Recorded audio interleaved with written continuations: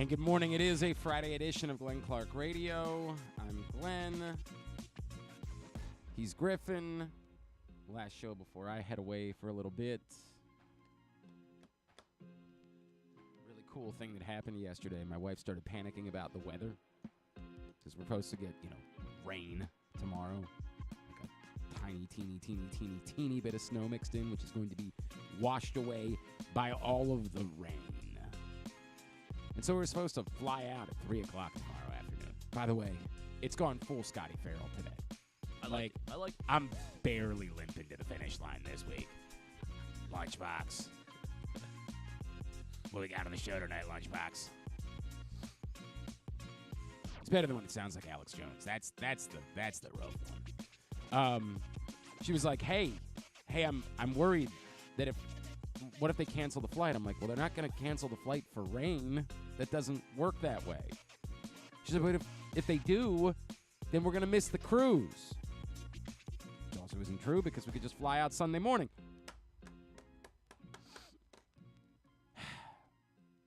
I said, baby, the only other time we could fly would be 6 a.m. tomorrow. We're obviously not doing that. She said, yes, that. So I got to get 2 kids to the airport at 4 in the morning tomorrow. So whatever you're doing with your day, I promise you, you're going to be having a better time than your pal GC. Oh, boy. Ravens Steelers tomorrow. That's what really matters. Obviously, what really matters is the games that are coming after that for the Baltimore Ravens. But Ravens Steelers tomorrow on ABC and ESPN. Joining us now, he will be on the call for tomorrow's game. He is Mr. Lewis Riddick from ESPN, and he's back with us now here on GCR. Lewis, it's Glenn in Baltimore. It's always great to catch up, man. Thank you so much for taking a couple of minutes for us this morning. Yeah, not a problem at all. Thanks for having me. Absolutely, Lewis. I just wonder, given your, your front office acumen, if you could try to put into context, we were talking about this week. Separate the Lamar Jackson contract, which right now looks like, genius, right? And there's a lot of other teams that are probably kicking themselves. The rest of the offseason. The litany of moves that were at the time they were made, we all kind of said, okay, whatever at best. If not, what are they doing? Nelson Aguilar and Arthur Millette and Ronald Darby and Jadeveon Clowney and Kyle Van Noy was in season. I was thinking about this week. I think this is actually maybe one of the greatest off seasons of all time that Eric DeCosta and the Ravens front office put together, because almost every single move they have made, like Rock Ya-Sin might have been the worst move they made this offseason, and even he's been helpful in moments. Odell Beckham has been wonderful. Like, I'm blown away by how incredible the offseason proved to be for the Baltimore Ravens. Yeah, this team has had a long history, man, of being able to tie the front office together with the coaching staff and make it all work together. And that's really what the key is, right? Every offseason is not going to be as productive as maybe this one was for Baltimore, but you always have a shot when you have the kind of continuity and consistency and working relationship that exists here in Baltimore. And we were just talking with John Harbaugh about that yesterday, about why this season is as special and has been as special as it is. Like, it's easy to just, I think a lot of times when we're talking about the NFL, we just talk about these guys and these teams as if, because of how it looks on paper, that it should just all work and that this team should be better than this team should be better. But it's more than that. And I think that's kind of what's happening here in Baltimore. Like, Odell going, 5, 6 other places maybe doesn't jive and mesh and feel as good as he does here because of the culture that they have here, because of the kind of relationships that exist here. Nelson Aguilar has had a well-traveled career already. Yep. But obviously what's going on in that wide receiver room, headed by now a new coach in Greg Lewis, who John brought in here, who was with Andy in Kansas City. Greg has tapped into the potential of this group and gotten them to work in concert with everything else that is going on offensively with a new offensive coordinator, to the point where everyone's going, well, damn, that's a great move by Eric DeCosta and Ozzie Newsome. Man, that was a great move to get Odell in here and to get Nelson in here. And, Rashad's starting to pay off, when he's on the field and when he's healthy and he's feeling good. And Zay looks like a tremendous draft pick. Well, there's a lot more to it.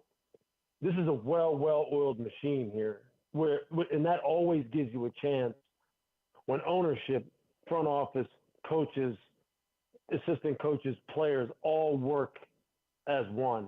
And when you go over there and you talk to these guys, and we spent a couple hours over there yesterday, and I've known John Harbaugh for the better part of 30 years, going back to our days together at the University of Pittsburgh, it's not a shock. His belief in Lamar Jackson, okay, is something I don't even know. Maybe the city of Baltimore really understands how much he loves this young man and how much he believes in him and what he's trying to get done. That it's bigger than just football. It's bigger than just winning games. And maybe we'll get into that a little bit tomorrow on the broadcast, but it's bigger than that. It's like a personal thing for John to see Lamar do well. Yeah. And it's really cool. And on the defensive side, let me just finish by saying this. Again, they bring in Denard Wilson as the new defensive back coach from Philadelphia. They hire Chuck Smith, who was tutoring up-and-coming pass rush specialists in preparation for the draft. I mean, Denard Wilson is working magic back there in the secondary with all the injuries that they've had. Chuck Smith has taken Jadeveon Clowney and raised his game taken it to another level. Kyle Van Noy, he comes from a winning program. But he has bought into the kind of culture that John has established here. And this is what makes personnel acquisition all the better, is when you already have a great culture, then you add some great coaches, then you add great character people. That's why this team's the number one seed in the AFC. Lewis, that's really well said. That's why they are. It's not an accident. Yeah, I can hear it in your voice. That's really well said, man. Mm-hmm.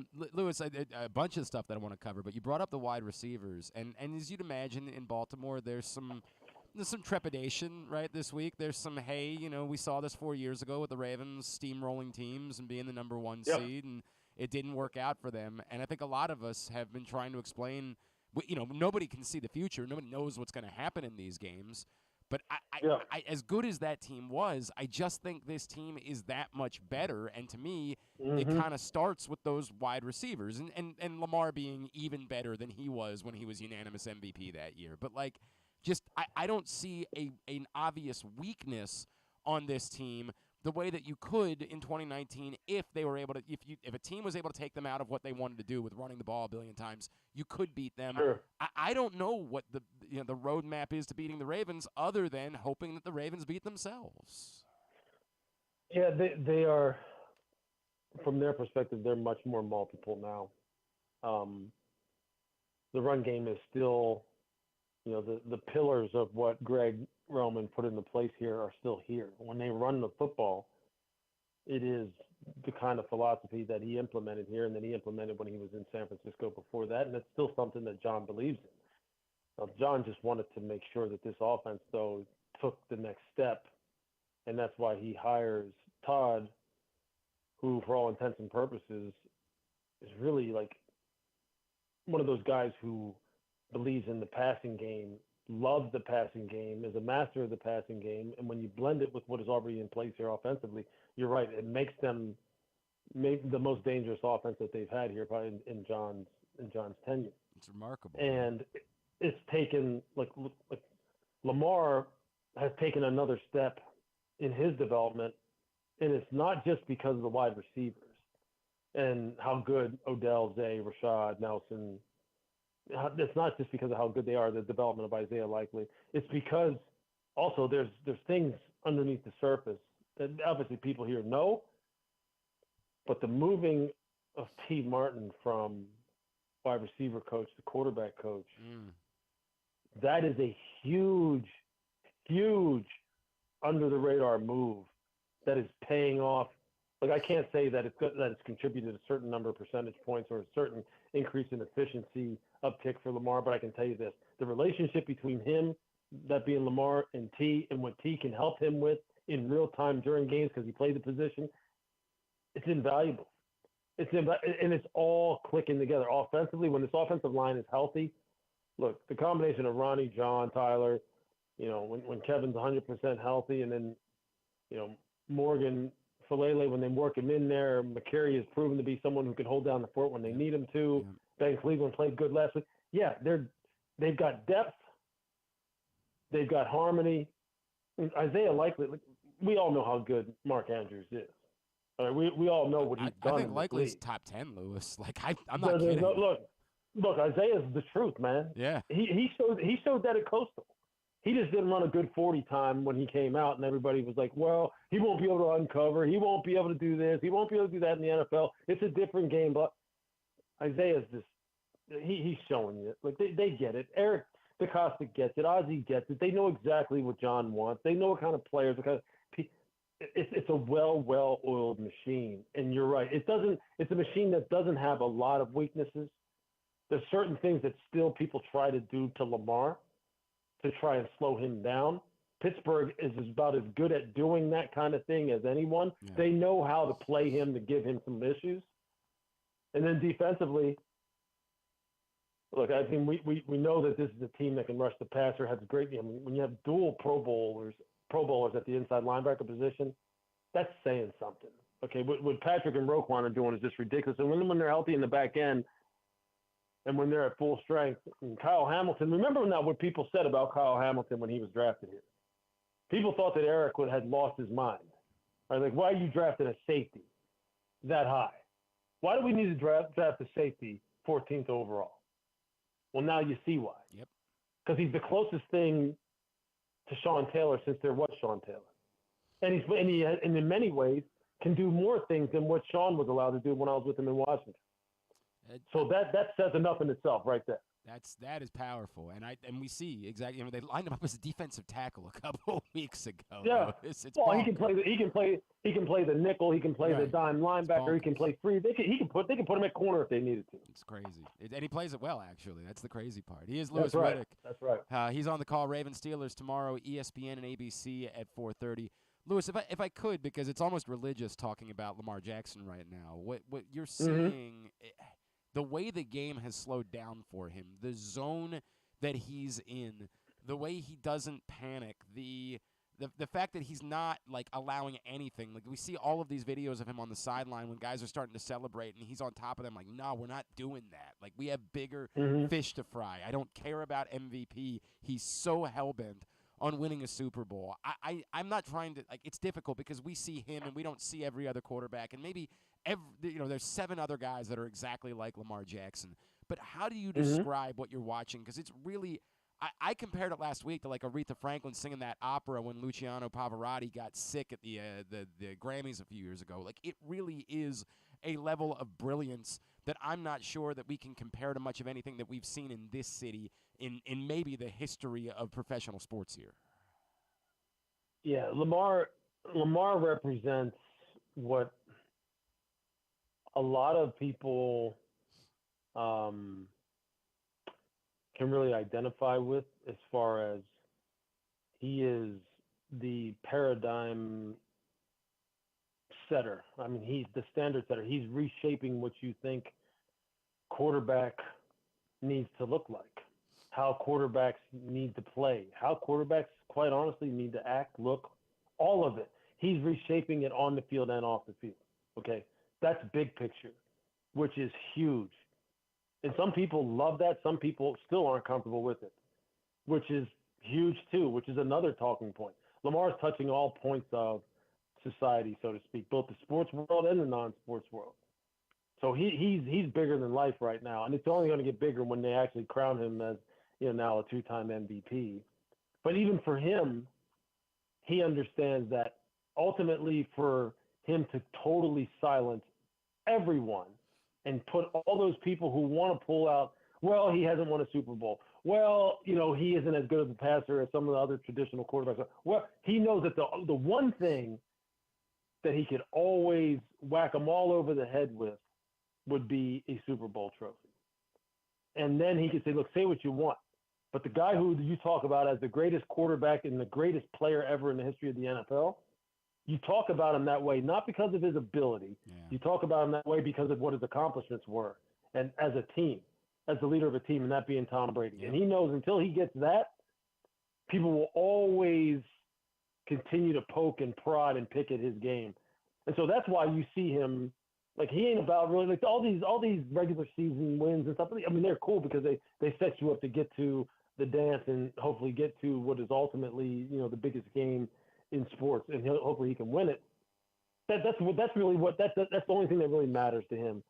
And they have taken his game, and we talked about this just a minute ago.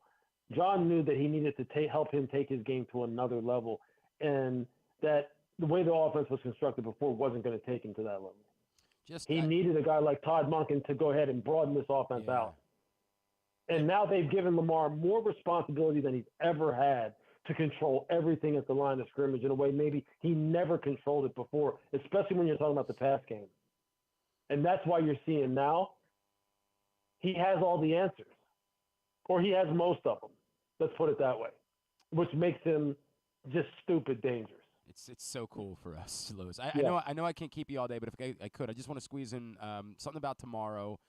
I know it's easy for everybody on the outside to say, hey, the Ravens have nothing to play for, and I actually think this is a big day for Tyler Huntley because he's going to be a free agent in the offseason. I think he would like to showcase himself as much as possible, and he's proven himself to be capable. He's obviously not Lamar Jackson, but who is? I don't know. I don't think this is just as simple as the Ravens roll over. I don't think that's in John Harbaugh's blood. Like the man wants to win preseason games that definitely don't count. Like I think that if the Ravens are in a game in the second half, whoever's on the field is going to be competitive and go try to win it. I can tell you beyond the shadow of a doubt and with 1,000% certainty, there is no rollover in the Ravens vocabulary, nor in their competitive makeup. The guys who line up tomorrow will be playing to win. And they understand who's coming in. And one of the ways that they put it was, yeah, we have a first round bye. Yeah, we've locked that up. Yeah, we have the luxury of having an extra week now to kind of get our guys healthy and all. But it's Steelers week. It's Steelers week. And the Steelers have gotten the best of them for various reasons. They've gotten the best of them on the scoreboard, and they don't like that. They don't like that at all. And so from coaches to players, and we talked to both, they're taking this game very serious.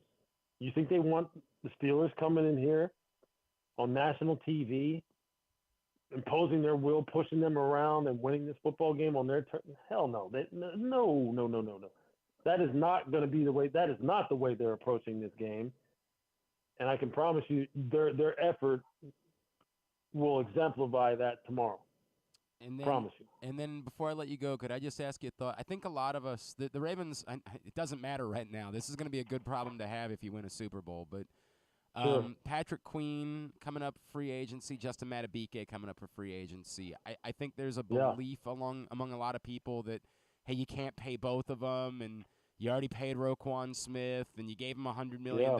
That's probably all of the money that you can spend at inside linebacker. Patrick Queen has been unbelievable. I mean, and it started even before Roquan Smith arrived last season. He flipped the switch and has been gold. Is it as simple as, hey, there just has to be a limit? You can't spend all of this money on off-ball linebackers? Or is there a world in which you say, I'm not writing off Patrick Queen having a future in Baltimore? Yeah, I wouldn't write it off. I mean, obviously there's limits. That's what, unfortunately, the salary cap does to you. But you're absolutely right. They love – I mean, just think about the circumstances under which Patrick has really proven himself. Like, yeah, he's going to get his for sure. And this is a guy who was doubted. There was question about whether or not he had a long-term future here. And he has flipped the switch, and he has taken it to another level. And Roquan has played a part in that as far as helping him, motivating him, supporting him. If you're building the football team, and you're ranking all the positions in a hierarchy 1 through 22 offensively and defensively, every day, all day, inside, outside, pass rush will always rate over off-ball linebacker. Sure. In the grand scheme of things. So Justin, considering what he has done this year and the season he's put together and what he brings to the table too in terms of his competitiveness, positivity, the energy he brings into that building, the way they talk about him, they're going to make him a priority. He's going to be the priority. Yeah. But Patrick, he's going to win either way. He's either going to win here or he'll win somewhere else.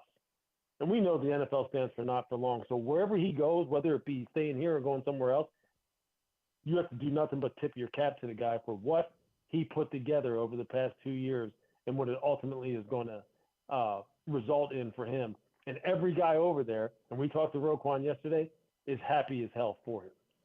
At L Riddick ESPN on Twitter is how you follow him. And again, tomorrow 4:30 on ESPN and ABC. Lewis, I always enjoy our conversations, but this one today stirred my soul, man. This was I appreciate you, man. This was awesome. Really appreciate you, dude.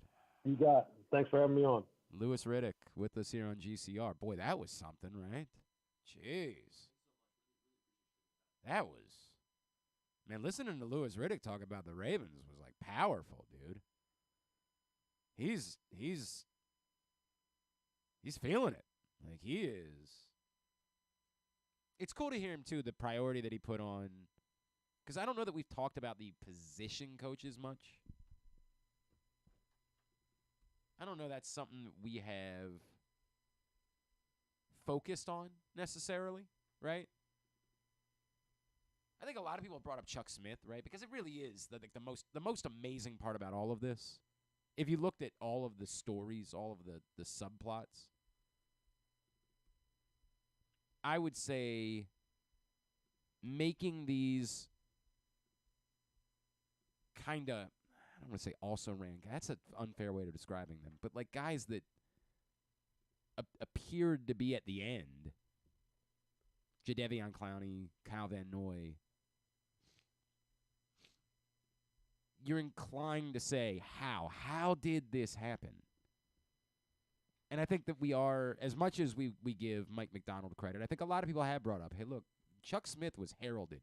When the Ravens hired Chuck Smith, the people that knew about that hire were like, dude, this is big time. And we were all like, okay, yeah, sure. He's an outside linebackers coach. Let's not go too crazy here. Let's not oversell this. But it's hard to not think he's played a sizable role to Jadeveon Clowney and Kyle Van Noy. I don't ever want to seem like I'm disparaging those people. But there was no way to think this was happening. So I think we've been inclined to believe that Chuck Smith deserves some credit for that. But to the point about the wide receiver room, to say, hey, I don't know that we're talking about Greg Lewis enough, or I don't know when you look at the evolution of Lamar Jackson, I don't think you guys are recognizing the importance of T. Martin swinging over to specifically be a quarterback coach and what that's done for Lamar as well, and the trust that Lamar has in T. Martin. And it's a small thing, but I know a lot has been written about the Ravens' all-black quarterback room, but the comfort that Lamar Jackson might find in T. Martin, who frankly, by the way, let's not forget, T. Martin did what Peyton Manning couldn't. And I'm not trying to say T. Martin was better than Peyton Manning. Let's slow down on all that. But remember, as good as those Tennessee teams were, Peyton Manning failed to win those big games and go win a national championship. And then T. Martin, 1 year later, went in and went undefeated and won a national championship. And yet, did T. Martin get the opportunities in the NFL to prove himself as a quarterback? There might be the understanding of each other, the what you've been through, what I've been through. I haven't know that I've spent a lot of time thinking about it with Lamar Jackson and T. Martin, but it makes a whole hell of a lot of sense. I mean, that relationship probably is really important.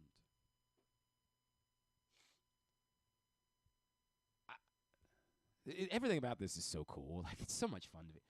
Okay, so I didn't bring up Dalvin Cook with Lewis Riddick because I mostly think Dalvin Cook is an afterthought, right? I just don't think he's significant. I get it. We do this all the time when we know someone's name. By the way, it's Glenn Clark Radio. Hi. All over the place today. We might not even make it to 2 hours today because I have to get my life going. Because as I told you, I have to leave my house at 4 a.m. tomorrow, and I am not prepared. Today was supposed to be the day that I did everything that I needed to do to get ready to go on a trip, and now I've got to be in bed by 9 o'clock. Well, you just don't. You already don't sleep, so I was trying to change that up this week because you sleep on the crew. That sounds like a great way to. That's what it's for, right? What a waste. Today's show brought to you by your local Toyota dealer, buyatoyota.com. The Toyota Tacoma comes in a range of models and trim lines so you can choose the perfect Tacoma to reflect your unique personality and driving habits. Check out buyatoyota.com for deals on new Tacomas from your local Toyota dealer today. Yeah, I'm glad you guys – thank you, Anthony. Dude, Louis Riddick brought it today. Like, he woke up today to go do a local radio hit in Baltimore and was like, I'm gonna become a preacher. Like, I'm going to deliver a sermon this morning. Like, I was moved by Louis Riddick. That was a 10.5. And he's always a great guest. And you know, understandably, we don't get to have him nearly as much as we used to. Like, when he was first coming up at ESPN, he would come on a lot. And it was the same thing with, like, guys like Orlovsky. They just have too many commitments. They have a lot of work to do, and we don't get to have him on nearly as much.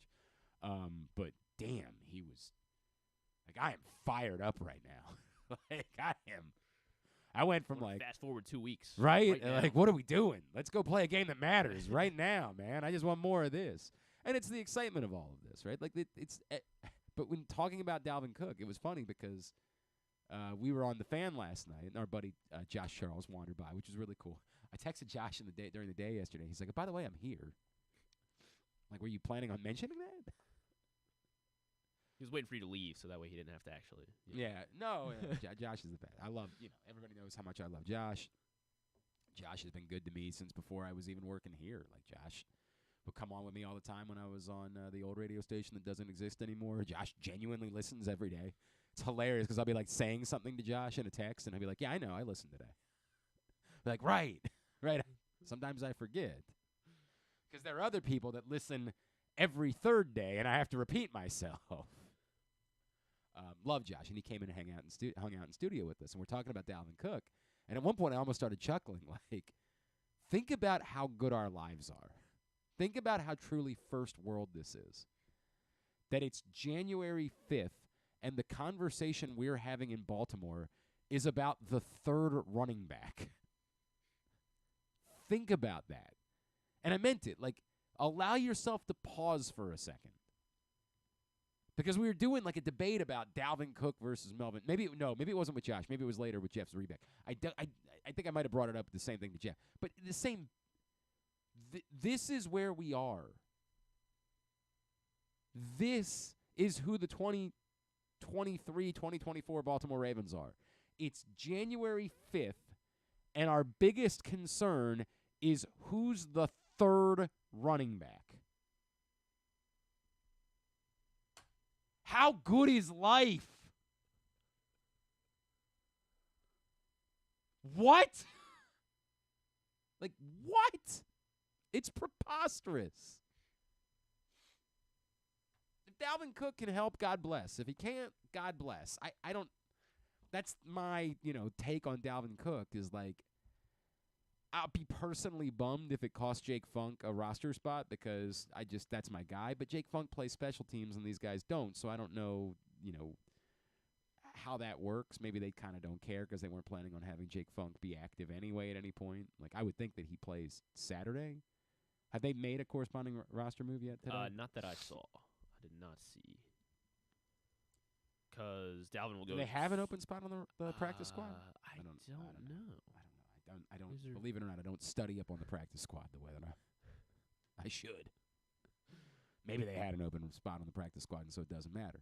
But I have no issue with it, right? Like, it's easy to say Dalvin Cook, the number that bothers you, and you can talk about the circumstances with Dalvin Cook, but the number that bothers you is 3.2 yards per carry this season. And you can say, hey, but the Jets stink, and they haven't had a quarterback, and so teams have keyed in against the run, and all of that's true.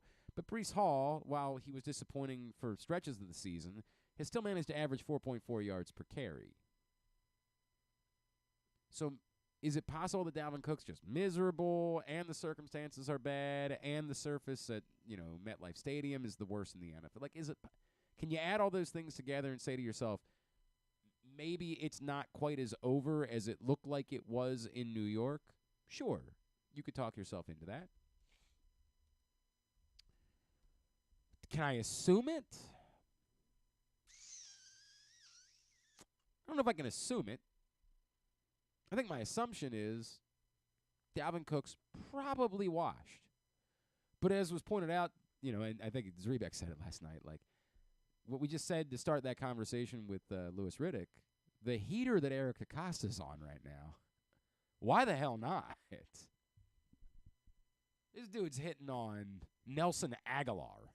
He's out here in 2024 hitting on Jadeveon Clowney, hitting on Ronald Darby, hitting on Arthur Millette. Maybe we go ahead and let him roll the dice on Dalvin Cook. Maybe we say, all right, we're listening. It's the old heat check acquisition. It would be nice to be able to breathe, man. I'm feeling it because, like, Louis Riddick was killing it, and I'm like, man, this is good. It would still be nice to be able to breathe. Like, if my face wasn't all flush. Y'all that don't deal with this type of stuff, that, like, don't have to deal with this whenever the air pressure changes, the number of times this week I've had to say to somebody, because I had to test this week for COVID. I don't have COVID. I was around someone who had COVID, so I had to test. I have winter. That's what I have. I have winter and 2 weeks of yelling at my kids. It all kind of conspired all at once, right? Like, everything hit at the same time. But I have winter. We all are dealing with it. Everybody's got the sniffles. It's just that when it hits for me, it sucks, man. It's all right there. And I've had to play through it all week. Doing all these shows, radio shows, so you're flu basketball week. Games. This is, it's a great point. I'm basically Michael Jordan. Yeah. I'm basically Michael Jordan. I don't know where we are. My head's spinning. What time is Bo coming on? About 9 minutes. 10:40? Yes. You could have just said 10:40. That would have worked, too. 10:40. 10:40 is when. Oh, is 10:40 when Bo's coming on? Don't forget, Griffin and his mighty merry band of men next week here on GCR. Yeah. Should be a good week. Yeah. Parents aren't home, you know. Yeah, right. It's exactly what it is. It's Kevin McAllister running the show. I come in, he's got all the cardboard cutouts going. They're dancing and rocking around the Christmas tree. I'm like, what the hell's happening? I think Carson Weekly's going to stop by. So. What? Yeah. He won't stop by when I'm here. The hell is that all about? I said, unfortunately, Glenn's not here next week. He's like, oh, that's even better. Even better? The hell is that? Carson? I like Carson. Are you going to try to do what? He's not going to try to do a life hack, is he? I guess we can try. That would probably be for a Ken show. I don't know if that's for a Stan show. I'm not here. You know what? It's your show. Your show next Stan week. needs life hacks too. So your show next week. You do what you want to do, baby. Whatever it is, you do what you need to do. I don't have a lot to say about Dalvin Cook. I don't. I don't think it hurts. I don't know that it helps. We'll see. And, they got what do you have to lose? I do, Jeff Zrebeck brought up last night, it does maybe make tomorrow more interesting for Melvin Gordon, right? Like maybe Melvin Gordon now feels like he's hell-bent to prove something, that whatever snaps are there for a third running back in the playoffs should be his. So he probably has a head full of steam tomorrow. I don't know if Dalvin Cook gets on the field tomorrow. Like, presumably they could. I don't remember how many practice squad elevations you get to have. Just 2? 3, I thought. 3? That was 3. So because all Gordon was signed to the active roster, right? Yes, he's on the active roster. All of their inactives are already taken, right? Like we've seen the injury report. There's no more inactives to be able to be had. Now there's probably guys like, for example, there are probably guys that will end up not dressing that just won't be listed as inactives because you're going to run out of inactives. But there is still a limit to that. Like you can't. Some guys are going to have to dress even if you don't really want to play them. Just in like the, God forbid something happens, we're going to have you available if necessary.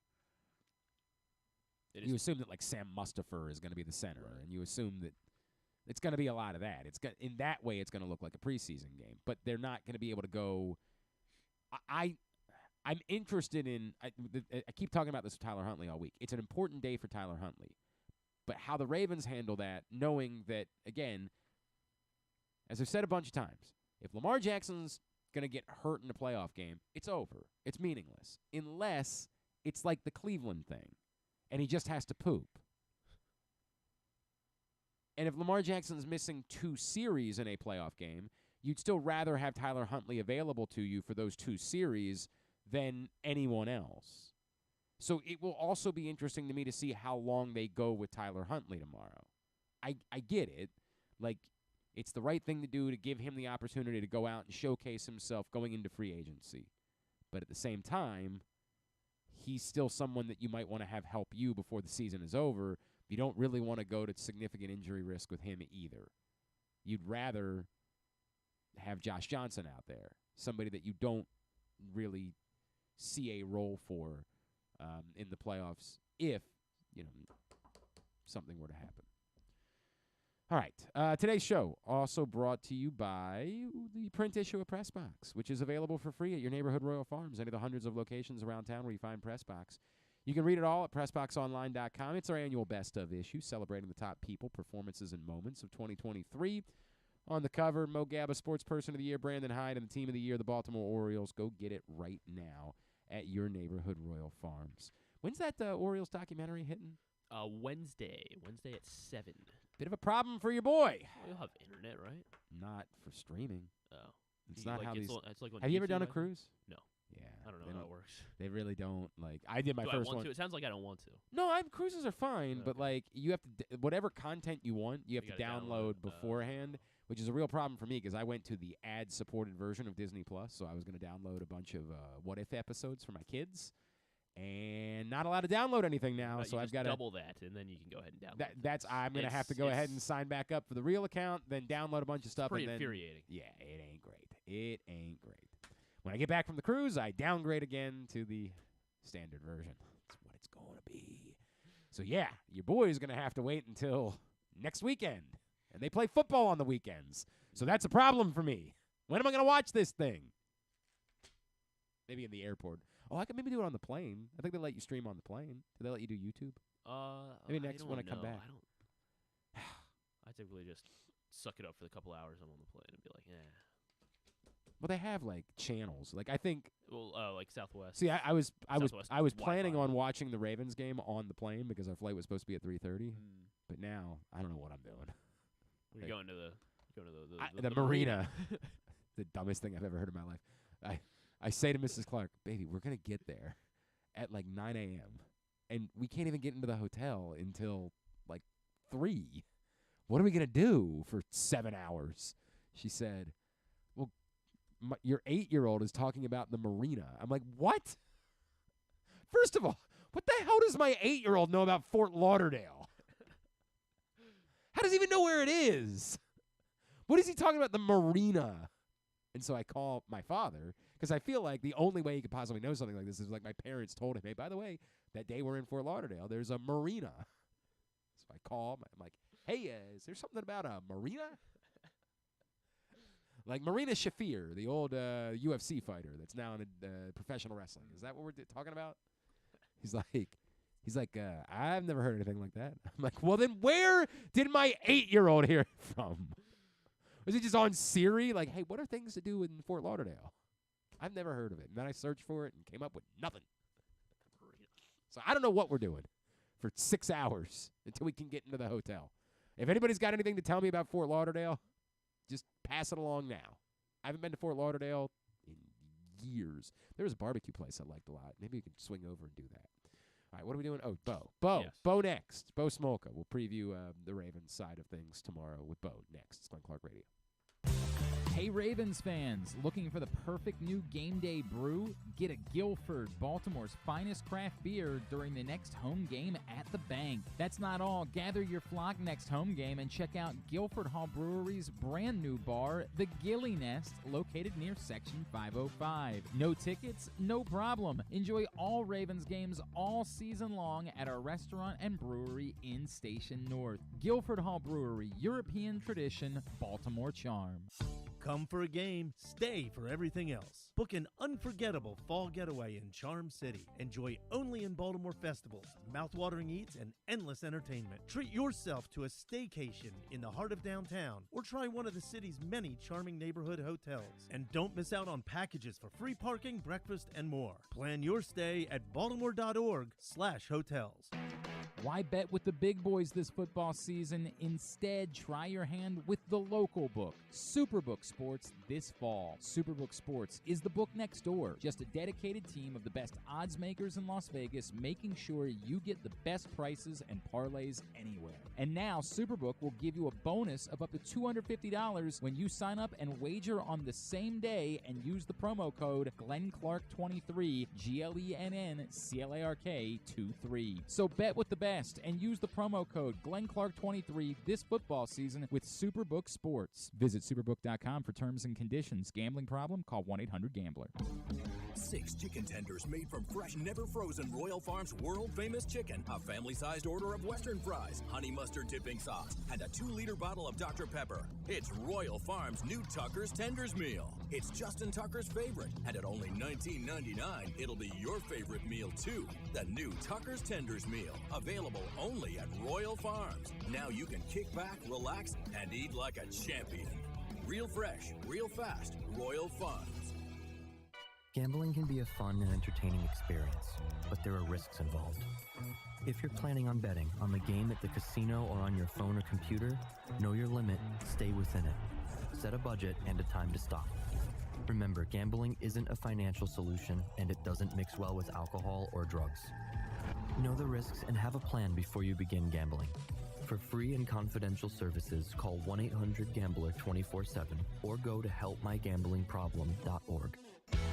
Brace yourselves for an unparalleled game day experience at the new Green Turtle Bet Park Sportsbook in Canton and Towson. Experience the thrill of live in-person betting with Baltimore's only state-of-the-art Vegas viewing TV experience. Choose between a person-to-person experience with their on-site tellers or the convenience of their self-bet kiosks to place your bets. Gather your betting buddies and head over to the Green Turtle Bet Park Sportsbooks today. Green Turtle Bet Park Sportsbooks in Towson and Canton, the ultimate destination for game day excitement, great food, and live in-person betting. Must be 21. Please play responsibly. Gambling problem? Go to mdgamblinghelp.org. Make sure you're tuned in every Tuesday for PressBox Fantasy Football Analyst Joe Serpico to get you ready for your Waiver Wire Wednesday, brought to you by Live Casino and Hotel. And if you have other fantasies you want fulfilled, subscribe to Glenn and Jeremy Kahn's OnlyFans page at... Wait, are people supposed to know about that? Yeah, a bit of a bummer last night for Towson Hoops. As Griffin was riding high, he was feeling himself. He was like, yeah, man, they got this. Start the conference opener, with a win over Monmouth. I would have settled for 50 points. I would have settled for that. Yeah. Yikes. That's rough.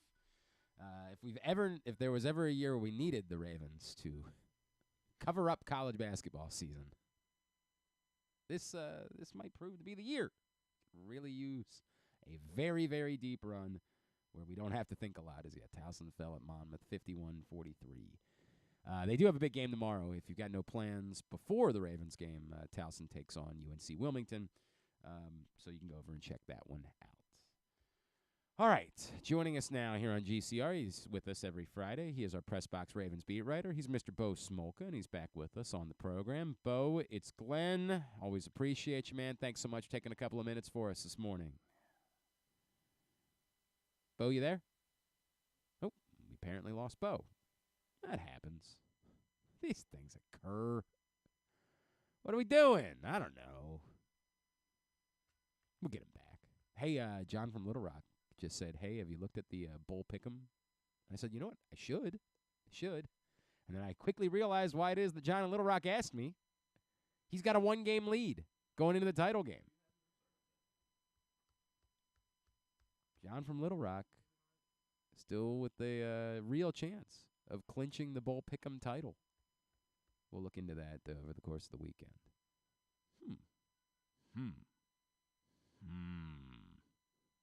Everything was going so well today. It was going too well, frankly. It's always the problem when things go too well. You know they're going to end up going the other way. And that's how the show started. It was going so well. Louis Riddick was killer. We were doing so well.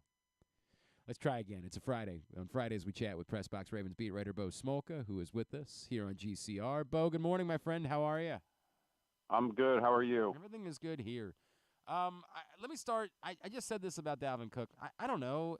Why not is the only thing I can come away saying, right? Like, I don't really have any expectations for Dalvin Cook, but I don't think that the cost is much of anything. I we know who the Ravens' two primary running backs are. I don't think that's changing at any point. And so if Dalvin Cook has something left to offer, and I don't know. I don't have a strong take to offer about Dalvin Cook. Yeah, I thought why not too. I was a little surprised, but then the more you think, you're like, again, why not? And I mean, who knows? Maybe one of these guys gets hurt tomorrow because they can't not play everyone. So then you have him in the building. But I think you're right. I think their top two are still their top two. And does he take over for Melvin Gordon as the third running back? Maybe. But they get a look at him. He's here, and if anything happens, they have him. So that's kind of where I'm at with it. Yeah, that's exactly how I feel. Bo, as far as tomorrow is concerned, I still have questions about what this functionally ends up looking like. We know, obviously, Tyler Huntley's playing. But, like, as Griffin and I were just saying, if in 3 weeks the Ravens, Lamar's got to run back to the bathroom like he did in Cleveland a few years ago, and they need 2 series from another quarterback, they'd probably prefer for that guy to be Tyler Huntley. So I'm not sure. Like, are they playing Tyler Huntley for 4 quarters, or are they playing him for a half, and then, let's try to protect him too and put Josh Johnson or Malik Cunningham out there? Like, what's the line? Because I do think that the guys that are on the field are going to want to compete. We all know John Harbaugh. It's in his nature. He wants to win the games that definitively don't matter.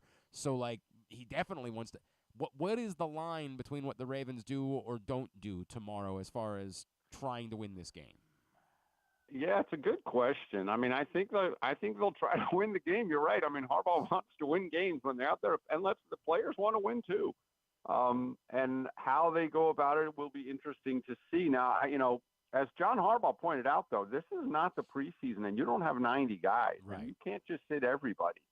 And so that's one thing. I mean, so which defensive players sit will be something to watch, but they can't sit everyone. And, in fact, Darryl Worley can't play, and he probably would have started. So that's another guy you don't have available to you. So Geno Stone, he's probably going to be out there most of the game. Now, I went back and looked at the 2019 finale when they were in the same situation. And guys like Marlon Humphrey and Marcus Peters and Chuck Clark still played almost every snap of that game. Wow, I had forgotten that. And so, Matt Judon played a bunch too. So, I mean, those guys are going to play. And I think, if several of those defensive players compete and play a lot, then they can win this game. And so like I said, these players want to win. They go out there to win, and it's the Steelers, and they all want to beat the Steelers. So how they go about treating them and how long guys play or what, I think we can pretty much. Well, they've already ruled out a few players.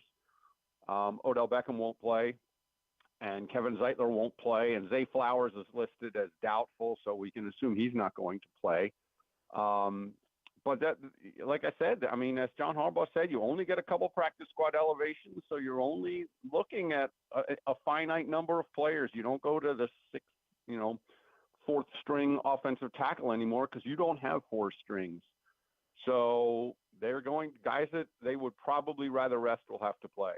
No, I think it's well said, Bo. And unfortunately, if somebody gets hurt, there's going to be criticism of that. And this is football, and that's the way that it goes. But to your point, like you don't have a 90-person roster. Like you can't keep all of these guys off the field. Some of them have to play, and it's still a football game at that point. I guess the question is like, we know that based on the injury report that there are certain guys that are definitively not going to play. Are there guys that weren't listed as out on the injury report that you would say, I would still be surprised if we saw this person get much in the way of like playing? Maybe they have to dress because you got to dress all these guys in case something happens. But are there other guys that you would be surprised with the Ravens? And running back sort of stands out to me in that conversation. Well, I think Ronnie Stanley. I mean, he would be. Okay. He would be. But again, then Patrick McCary gets hurt playing every snap. Then where are you at? Yeah. But I would, both tackles, both veteran tackles, they've been shuffling around. I think will be limited, if at all. But running back too. I mean, I think you'll see a lot of Melvin Gordon in this game. It's a lot. In some ways, it's a lot like that last preseason game where the guys down the depth chart are the guys you see the most of. But again, you don't go as far down the depth chart anymore. I'm curious to see how much Roquan Smith plays or Patrick Queen. I mean, Patrick Queen was really banged up last week. He must have left the field 5 times holding his shoulder. And yet this week he said, "Oh, it's the Steelers. I want to play." I don't know how much we'll see of him, but again, if you decide not to play him much, and I believe Malik Harrison is also either out or on the injury report. I can't remember now offhand, but there's another guy that probably would have played a lot that isn't available. So if you go with Trenton Simpson, for example, in place of Patrick Queen, and then Trenton Simpson gets hurt, now what? You don't have Malik Harrison. You try not to play Patrick Queen. Right. There's only so many options.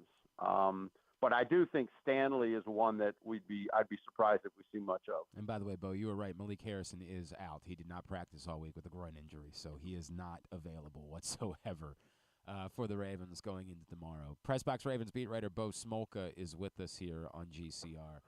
Bo, are we all of the guys that have been, Marlon Humphrey, Kyle Hamilton? I feel like we've kind of all said, well, they got a couple of weeks, everything's. Is there anything that is concerning lingering wise? Is there anything that you say, hey, I'm not as certain that this guy is definitely just good to go by the time we get to the divisional round, or do you feel like all of the injuries coming into this, none of them continue to linger that deep? I mean, it seems to me that the injuries that are there shouldn't be that significant in the sense that Kyle Hamilton, I was not at practice yesterday, but I understand that Kyle Hamilton was back out there, so that's encouraging. Kevin Zeitler didn't play last week, and he's not going to play tomorrow, but he went through about a 15-minute, an extensive pregame evaluation, more thorough than a lot of them are. When Joe D came over and Zeitler worked against and with some other offensive linemen, he simulated defensive linemen. It was one of the more kind of extensive pregame can you go workouts before they ruled Zeitler out. So to me, if they had to play next week, I think he'd be ready to go. Maybe if they had to play tomorrow, he'd play. But I think in a couple of weeks, this is the kind of this rest would really be beneficial for him. And it looks like Hamilton will be trending in the right direction too. The other big one is Brandon Stevens. There's not an indication that these are long-term injuries. So, I mean, I know people are going to debate the rest versus rust kind of thing, but Right. This is an important rest period for those guys. Bo Smolka, you bring that up, and I've talked about this with a number of people this week. I don't know how the games are going to go in January because I can't predict the future. Presumably, I'd be in better financial situation if I could do that. But the comparison to 2019 and the rest versus rust topic, what I keep coming back to is as good as that 2019 team was and as much fun as it was and as much as they were running through teams late in the year, I am very much convinced that this is a better football team, a more complete team, a team with fewer weaknesses. I think the 2019 team was better at running the ball, but not even all that dramatically much better at running the ball, right? I just think this team is that much better, and so I have less concern about it. Having watched both of these teams up close, do you also believe that this is a definitively better team than the 2019 team was? I do think it's a better team. Ironically, for everything the Ravens have done, to rebuild the offense, quote, this year, they lead the league in rushing again. And part of that is because you have Lamar Jackson. But I do think it's a better team. I think it's, first of all, it's got a more mature Lamar Jackson. It's got a better group of wide receivers, significantly better group of wide receivers. I think it's got a more dynamic defense. And I mean, I think it probably at every level. So yeah, I think it's a better team. I think it's better built to win at that time of year. Because I mean, they still have to execute and they can't turn the ball over and all those things that come into play.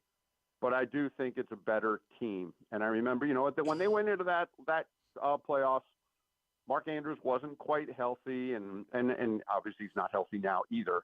But there were injuries to that team as well. So both teams are dealing with injuries. But I just look at Lamar Jackson is more mature, and I'm struck by the better talent on offense, especially a wide receiver, and the kind of more dynamic defense. I think one of the things that's been brought up this week is that, like, let's just say even there were to be somewhat a rust and the Ravens were to get off to a slow start in the divisional playoff game. Well, that in 2019, you genuinely believe that buried this team. Looking at all of the ways that this team is capable of winning in 2023 and 2024, I just don't believe that even buries this team. I think they've proven that while they're better when they're playing from ahead, because who isn't, I think they've proven they let the Dolphins marched right down the field on Sunday, like with ease, and scored a touchdown and had another lead after that, and it didn't impact the Ravens whatsoever. Well, I think that goes back to the maturity of the team now, and better, a more mature Lamar Jackson. It also, the defense is just really good. And and the other thing, I think back to, I know people are worried if they get off to a slow start, does it kind of haunt Lamar Jackson? Does it become this kind of albatross in the middle of the game? If you remember the next year, when they made the playoffs in the next year, Lamar Jackson, if I'm not mistaken, he threw an interception on the very first drive, and people were like, oh boy, here we go again. Yeah. And then they rallied and won that game. I think the situation is much different than it was then. But again, Lamar Jackson also, and he can't run from the fact that this is his narrative nationally now, is that he's won one playoff game. And the only way he's going to change that to those critics is by winning another one. But I do think the team is better built to do it. Bo, is there any one story about how this has happened that you don't think has gotten enough conversation, attention? Anyone, whether it's a player, whether it's a coach, a move, whatever it is, any one thing about how we've ended up in this position with the Ravens being the best team in the NFL going into the playoffs that maybe hasn't gotten the attention that it deserves? I mean, it's a good question. I think there's a lot of, when you go back to the summer, it's interesting that people thought this was going to be this wide open pass offense with Bateman back and Flowers and Beckham and Aguilar, and then they end up leading the league in rushing, which I'm not sure anyone really expected, especially after J.K. Dobbins got hurt in week one. But to me, honestly, I think one of the bigger stories is the emergence of Brandon Stevens at cornerback, which was not something anyone saw coming in May. I remember in OTAs, he was still working at safety, and they were still thinking of him as a safety.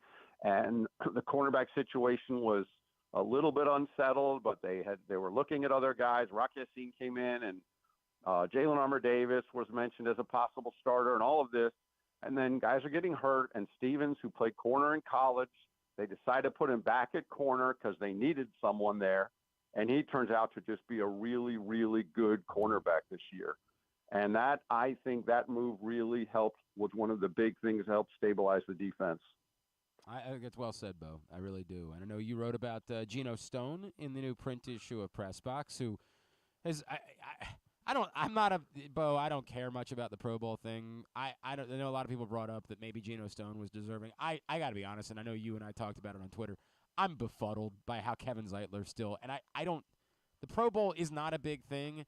It's just, but my God, the career this guy has had, and to continue to get snubbed as a Pro Bowler, for be hanging over him that he's never been named as a Pro Bowler once. As much as I'm capable of being bothered by something, it bothers me only because he's been really good for a really long time and somehow has never gotten the recognition for it. Yeah, I thought he probably should have. I thought he should have been there. I mean, I think he's been the key. I know Linderbaum made it, and Linderbaum's deserving too. But I think Zeitler, you'll go across that offensive line room. I think Zeitler has kind of been the key to hold it all together as a veteran guy in the room and consistent high level all year.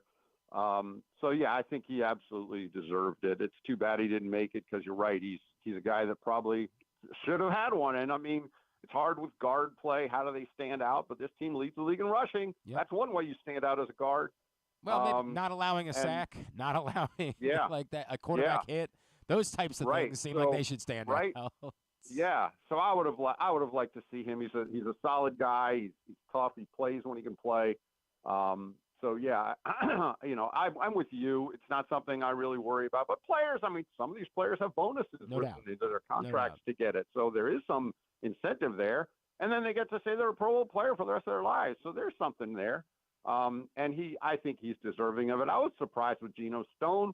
I mean, just normally stats win in the defensive backfield in terms of like honors like that. So I thought those interceptions would get him there. Again, I'm not overly worried. I know I don't put much into it, but I think Zeitler was very deserving. Yeah, that was the one. That was the one that stood out to me that I just sort of said. And it's really just a bummer because I'm not trying to suggest Kevin Zeitler's going to retire at the end of the year. I feel like a couple years ago everybody was ready for Kevin Zeitler to retire. Well, the way he's playing football, why in the hell would he retire, right? But there's only going to be so many more opportunities for him, and so it's just it's a bummer. It's a bummer. That's all there is. All right, at B Smolka, of course, is how you follow Bo on Twitter, and then PressBoxOnline.com is where you see all of his stuff. Bo, always appreciate you, sir. Enjoy your weekend. We'll talk again. Thanks so much for doing this as always. All right, Glenn, take care. Have a good day. Bo Smolka, PressBox Ravens beat writer, with us here on GCR as he is every Friday. Appreciate him taking the time for us. Yeah, I don't spend a lot of time on the Pro Bowl thing. I just don't.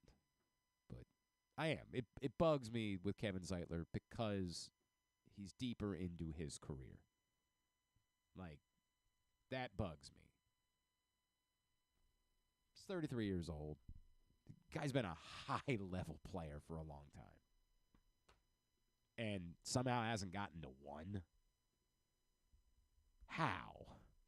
And again, I don't want to, as I said, we read the names of the three guys. It's Bitonio, Thuney, and who was the other one that made it? And you're like, okay, well, those are all really good players. Like, I'm not trying to take anything away from those dudes. They're good players. There were three. I wish I could remember who the third one. I know it was Bitonio and Thuney. Damn it. AFC Pro Bowl. Let's see. I'll tell you in 2 seconds. Yeah, it was Quentin Nelson. Yeah, I've heard of him. He's okay. I mean, those three guys are really good. Now, I don't know exactly how good they've been this year because we don't have – we only know that Kevin Zeitler hasn't allowed a sack or a hit because we've been reminded throughout the course of the season. One, we watch all of the games. Two, we see, like, the PFF Ravens account remind us of it regularly. I don't know what those guys have done this year. When you say those three names, I say, yeah, they're definitely good football players. Like, I know that. But I don't know how good they've been this year. Maybe somebody would say, hey, the funny part is Bitonio's actually allowed 4 sacks this year. I don't know. I just don't know. Seeing how Joe Flacco has played behind that offensive line, I'm going to guess Bitonio's had a very nice season.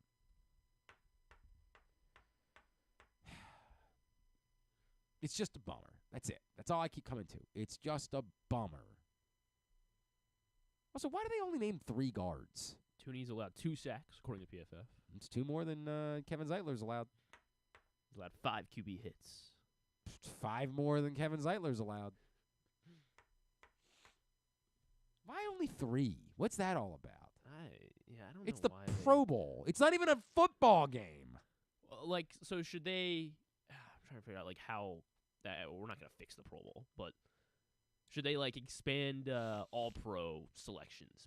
Maybe like so they just do one player at each position, right, for the first team All Pro. Well, yeah. What if they did, obviously like, there'd be 2 2 guards. Yeah. So what if they did like 2 first team All Pro quarterbacks, running backs, and then I guess like what? 4, I feel 4 or like 6 there were receivers. some changes made to the All Pro team a few years back, but I don't remember what they were. I do feel like they changed that at some point. And then the Pro Bowl, I don't know. Actually, I don't know what to do with the Pro Bowl, but. This is the problem. When you start getting, I'm like, I don't care. I really don't. Why am I getting all caught up in this? All of this is I just wanted Kevin Zeitler to be named a Pro Bowler because Kevin Zeitler's been amazing, and somehow Kevin Zeitler, this deep into his career, has never been named a Pro Bowl, and it's goofy. I felt this way about Sam Cook for years. Like, Sam Cook was not getting to a Pro Bowl. I'm like, how is that possible? 1 sack, 3 hits allowed by Quentin Nelson. It's 1 more sack and 3 more hits than Kevin Zeitler has allowed. Don't know how I feel about it. All right, anyway.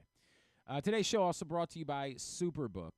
We are into 2024, but the code is still GlennClark23. Use that code and receive up to $250 in a same-day first bet match, win or lose. Superbook.com. Download the Superbook app. Really quickly, we noticed this because we did a segment last night about is it disrespectful to the Ravens that they still only have the second lowest Super Bowl odds? The 49ers still the favorite, and the easy thing to say is that, like, hey, that's the odds maker saying that they think the 49ers' path to the Super Bowl is easier than the Ravens' path to the Super Bowl is, so that's why they're the favorite.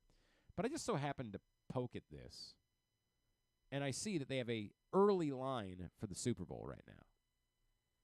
And the early line shows that the NFC champion is a 2.5-point favorite over the AFC champion, which again suggests that it's so likely that the 49ers are going to be the representative from the NFC that given that there are multiple options that could be from the AFC, that's why they're giving a slight edge to the NFC. Like, you could say that charitably. And then you would say, we can revisit it if it ends up being 49ers-Ravens, and they'll set whatever line they want to set. But I start to get the sense that the belief that people have in the 49ers as a super team, they're almost like incapable of separating from. Like, dude, yeah, sure, we saw what the Ravens did, but like that was one game, and they were I'm starting to wonder if it was a Ravens-49ers rematch in the Super Bowl, if the 49ers wouldn't be favored again. If you think the Ravens are winning the Super Bowl, maybe you play a little bit on both. Maybe you play the Ravens to win the Super Bowl. Maybe you play something on the early line for the AFC champion. I don't know. That buys you a little bit of a backup plan. If it does go haywire, instead of putting it on the Ravens to win the Super Bowl, you say, let's just bet the AFC champion right now. And then if something were to go wrong, you're hedging a little bit. You got your backup plan there. I don't know. But I can go do it at Superbook. When you use the code GlennClark23, you'll receive up to $250 in that same-day first bet match. Oh, John and Little Rock. I was talking about that a second ago. Yes, the so bowl pick. We're down to 2 in the bowl pick'em contest. It's John and Little Rock, and which PFF Sean is this? This would be the original. He was in it last year. This PFF Sean was in it last year. I'll never. Not the one that went to Temple. For those of you that don't listen every day. For those of you that don't listen every day. Who could that be? Griffin has 2 friends. They've both created Twitter accounts. One of them is actually named Sean. That go by PFF Sean. This one's not actually named Sean. They've interacted with us, and I thought that I was just talking to the same person with like 2 different identities, and then Griffin was like, no, they're actually 2 totally different people. They're 2 different idiots, yeah. Correct. Now, believe it or not, I like Griffin. I do. Like, this is it's always one of those awkward things when you're in a relationship, like when you're also somebody's boss. Like, you do have to every now and then like be the boss, and I don't really like doing that. Truth be told, I'm not a fan of it. But like every now and then I do have to be the boss. But on a personal level, I like Griffin, right? Like I'd like him a lot. So I want to be friendly with the people that Griffin likes. I don't want to have any acrimony there. They came to my house for an event. I was happy to have them at my home. This is the one that did come over. This is that one. Yeah. I liked him. He seemed like a nice fella. I mean, this is weird as F. Like, I can't get around He's like, it. I got to protect my identity. I'm like, from what? Right. From what? Like, what is that? Now, that being said, your parents would fill out your census. I filled out the census recently, and the number of times that I wanted my response to be, who's asking? There are a lot of questions in that census, and I'm like, how long? Why do you need to know this? And I'm not, everything everybody knows, I'm not a conspiracy theory. I am not Aaron Rodgers. I am not a loon. You sure you're not Aaron Rodgers? That got awkward the other day. Whew. I knew that like some of the Aaron Rodgers sycophants were going to come in. All I said was, Pat McAfee has the responsibility to say, this isn't okay. And it was, I want to like Pat McAfee. Look, I'm not a Pat McAfee guy. I don't watch his show, but he seems likable enough. He seems like a guy that just wants to be pleasant, that wants the sports are sports. Like, I can get behind that a little bit. He seems fun. You know, that let a naysayer know thing the other day was awesome. Like, everybody enjoyed that. I'm not anti-Pat McAfee in any way. I've never watched the Pat McAfee show. At this age, I never will. I barely watch shows that I like or that I'm inclined to like, but I don't watch that type of stuff. But as a person, he seems likable.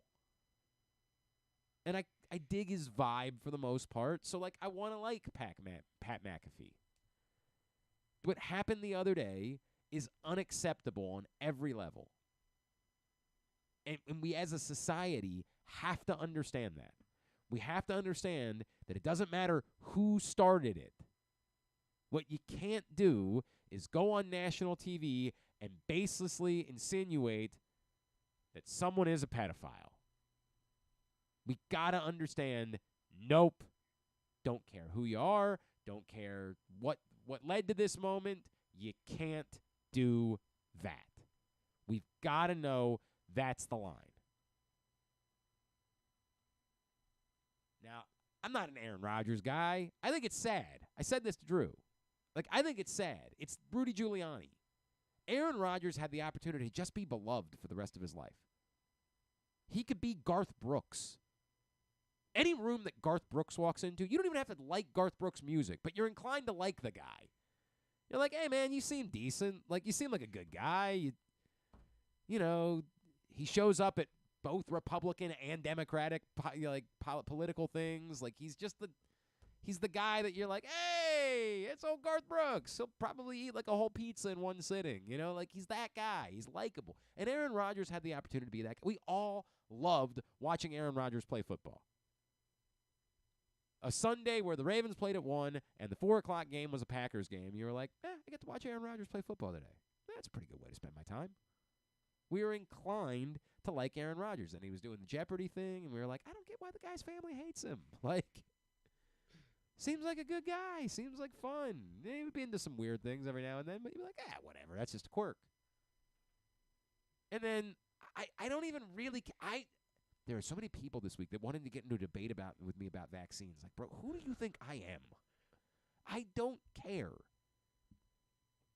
The point then that, like, it was low rent that he tried to lie about being vaccinated to not have to talk about it, like, it, and then, like, try to pretend like he was Martin Luther King, was utterly detached from reality and embarrassing. Like, as a human, it's embarrassing. But he was even capable of coming back from that if he wanted. If he wanted to, the whole world moved on. We all did. The rest of us stopped caring. We came out of the pandemic. Yes, it's still sad that a lot of us lost loved ones, but we came out of it like we're ready to just move on. Like, we don't have to continue to be fractured. We don't have to continue to fight about it. We're all good now. We can just move on. But he's been a one-man army of trying to continue to crusade about this topic. And you're like, bro, what? Get a hold of yourself. People want to like you. Why are you only willing to be liked by this, like, very small sliver of people instead of, like, just saying, hey, dude, I don't need to care about this anymore. We moved on. All's good. I'll just be Aaron Rodgers again. But this week, you can't do this. You can't. As I explained to some people, if someone called into my local radio show and said something like that, I'd have to immediately hang up on them and say, I apologize, that's not okay. You can't insinuate someone is a pedophile. You can't do that. That's the line. You want to say they're an asshole? Say they're an asshole. I don't care. Lord knows I don't give a rat's ass about Jimmy Kimmel. I did meet him once. It was fine. Strike you as... I technically briefly had the same agent as him. It's a really long story. I think that's what it was. I briefly was not aware because I was working on a show that the guys had an agent, and the guy that was their agent was like, well, I've been representing you too. And I was like, what? Like, I don't think I signed anything. He's like, yeah, I'm working on it. I was like, oh? And I was in California at an event, and he was, I don't know if he was. This is your colleague. This is, you know. Yeah, right. It was really weird. It was really weird, man. I was like 23. I was in a place where I shouldn't have been. I'm like, what is going on here? How old is Jimmy Kimmel? How much older is he than? I don't know. He's older, but not like extraordinary older. older. I mean, he's probably 50, something like that. I like Pat McAfee. I mean, I guess, like he, pretty much appeals, I guess, directly to like my demographic. Yeah, I mean, I think that's you're supposed to be who Pat McAfee is for. And I don't know, I guess I was just pretty unmoved by it. Like, just everything that, that Pat McAfee does and Aaron Rodgers, I'm able to, like, I don't know, I guess just completely dismiss it. As soon as they move off of football, everything that they say, I take absolutely with not even a grain of salt. And look, man, that's a different conversation. Like, why is he? Especially because Aaron Rodgers has proved he is such a goof. Yeah, but I don't. I just don't care. This is one thing. I think it's sad for Aaron Rodgers, for someone that could be beloved by the masses for the rest of his life. That's just chosen. I don't want that.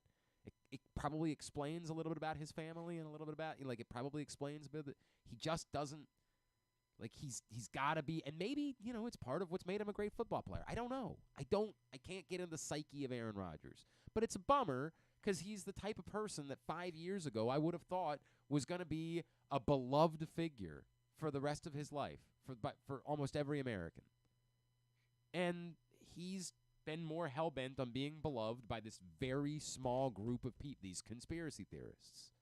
He wants to be their hero. He wants to represent the flat earthers. And whatever, man, that's your right. I'm not even trying to take that away from him. To me, it's sad. But it's his right. If that's what he wants, that's what he wants. I don't care about any of it. I really don't. You want to be a conspiracy theorist? You want to be? God bless you. It doesn't really hurt anybody else. This is my the libertarian part of me, right? Like, do what you want to do. Do your thing. And it ain't hurting me over here. I'm good. But there's one line. You don't get to insinuate that someone is a pedophile on national TV. You don't get to do that.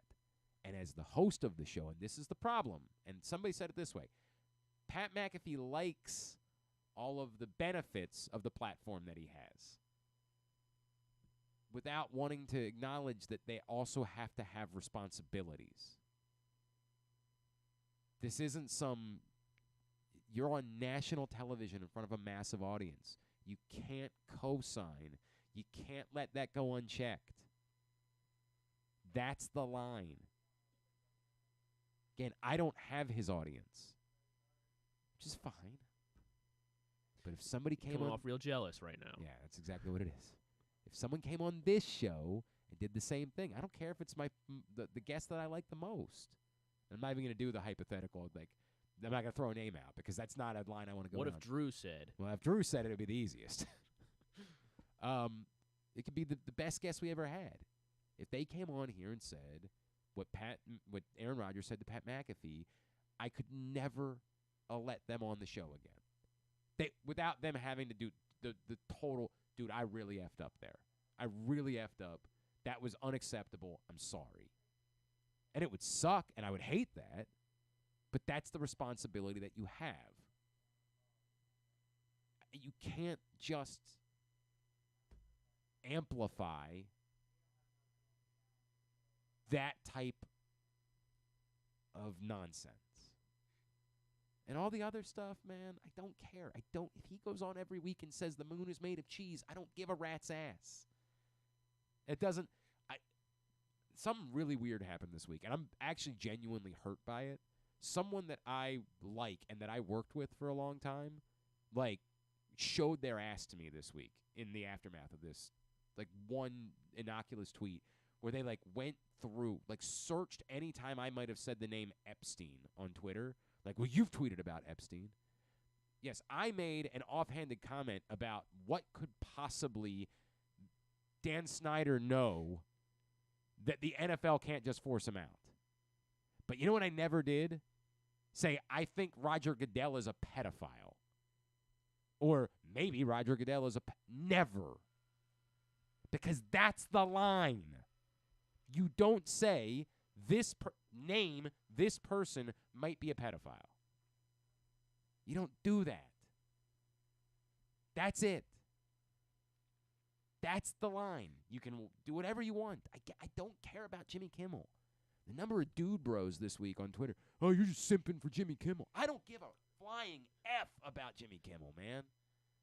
I never will. Unless tomorrow somebody wants to tell me that I'm working with Jimmy Kimmel and I'm getting paid a lot of money. And that's the case, then a number one guy over here. Is that job available? Let's talk about it. I'll never care. I'll never care in my life. And it could be Jimmy Kimmel. It could be anybody else. And my point is that Pat McAfee doesn't just get to do, like, coming on the next day, like, hey, man, I think he was just talking S. Dude, that's not okay. You have to be the one to say, you know what, man, we screwed up there. We needed to shut that down. We needed to stop that. And living in fear of Aaron Rodgers' sycophants, that sliver of the internet, like, turning on you, that's rough, bro. That's a rough look for a guy that I want to like. For a guy that, again, I think is more of a positive than he is a negative to the sports media world. It was bad. That was a low moment. That was, and I don't know, maybe he said something since then. I don't watch the show. Maybe he's tried to clean it up. I would think that if that had happened, that people would have shared that. So the fact that I haven't seen that makes me think he hasn't, and that's sad. To me, that's sad. It's sad that no one has gotten to him to talk about it and say, hey, man, let's have a conversation. Let's have a conversation about what it means to be a national television broadcaster with a major audience and the responsibilities that come with that. You don't have to trash Aaron Rodgers. You don't have to say he's a piece of ass.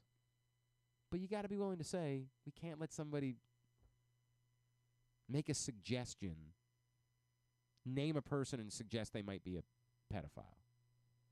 We just can't. That's got to be it. That's the line. You can't do that. And it just doesn't. I don't know why that's that hard. You don't have to say, I love Jimmy Kimmel and I hate Aaron Rodgers. You don't have to say any of those things. All you got to say is, this is the line. This is where it ends. This is the one. It's the buck stops here. And go from there. So that was my point, and it got gross. Like that, I was really saddened by like a former colleague of mine that like just went off the reservation, like completely off the reservation. Like I don't know if it's just like once you've decided that you're in this world where like you want to believe in conspiracy theories. I've always found like people like that to be interesting in a way. I don't know if it's because you want to believe you're smarter than everybody else. You want to, like, I'm very comfortable acknowledging I'm not smarter than everybody else. I have no problem with that. I know I'm not. Oh, boy, do I know I'm not. And I've always thought that, like, the conspiracy theory thing is, like, I'm not okay just accepting that I'm not smarter than everybody else. I have to know more than everybody else does.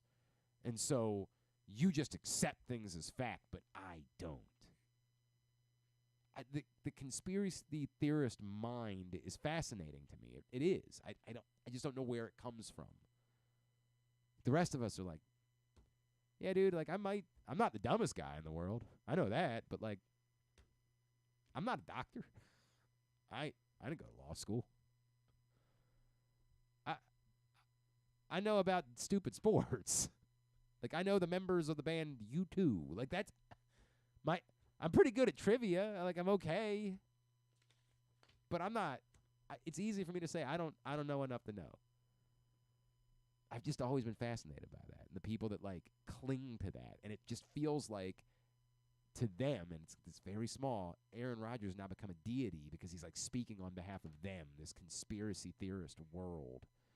And it's like if you even, and I don't even want to shut Aaron Rodgers up or say you shouldn't. It's just this. You can't do this. Do whatever you want, Jack. Go out and say the Turn of the Frog's gay. I don't care. The Turn of the Frog's gay. There you go. My Alex Jones. Do that. I don't care. But you can't do this. This is the line. This is where it ends. You can't make an insinuation that someone specifically is a pedophile. Unless, there's definitive proof that they are. Then say whatever you want. Not a sermon, just a thought. I don't know how we move on from this. It's a very. I mean, yeah, it is sad because right before it, he was giving like good. But like, I think they had asked like, would you play Lamar Jackson this week or something? And he was like, no, I wouldn't want him to play. I saw a lot of people sharing that type of stuff, and I was like, that's the sad part about Aaron Rodgers. Like he could just be this guy. He could just be. Once a week, 40 minutes. I guess that I don't know about that. But like, actually talk about football. He could do it wherever he wanted to. He doesn't have to be Pat McAfee. He could do it like he could get hired by whoever and be a really solid football analyst and have fun. And sounds like he's not going to let himself get hired by anyone. I mean, he's besides, I guess. I'm anti-corporation. I'm anti-every bro. What the f? It's just tough, man. It's a tough way to go. It's tough. It's a tough way to live. God bless you. But you can't come on and say somebody's a pedophile or insinuate that someone is a pedophile. You can't do that. All right. We'll get to segment number 3 of the Tyus Bowser Show. We are going to do that when we come back in. Special guest Malik Hamm from a little bit earlier on this week. We'll do that. In fact, next. You don't want to do tidbit and tubular first and then do that, do you? I mean, it's up to you. I just have this awkward. I got a lot of stuff I got to get done. Right. It's really my issue. I know I'm all over. Then Today I am all over the place. You want to do tidbit, tubular, and end the show? Yes. With segment number? All right, we'll do that. I believe that works. That's the plan. It's Glenn Clark Radio. Brace yourselves for an unparalleled game day experience at the new Green Turtle Bet Park Sportsbook in Canton and Towson. Experience the thrill of live, in-person betting with Baltimore's only state-of-the-art Vegas viewing TV experience. Choose between a person-to-person experience with their on-site tellers or the convenience of their self-bet kiosks to place your bets. Gather your betting buddies and head over to the Green Turtle Bet Park Sportsbooks today. Green Turtle Bet Park Sportsbooks in Towson and Canton, the ultimate destination for game day excitement, great food, and live in-person betting. Must be 21. Please play responsibly. Gambling problem? Go to mdgamblinghelp.org. Gambling can be a fun and entertaining experience, but there are risks involved. If you're planning on betting on the game at the casino or on your phone or computer, know your limit, stay within it.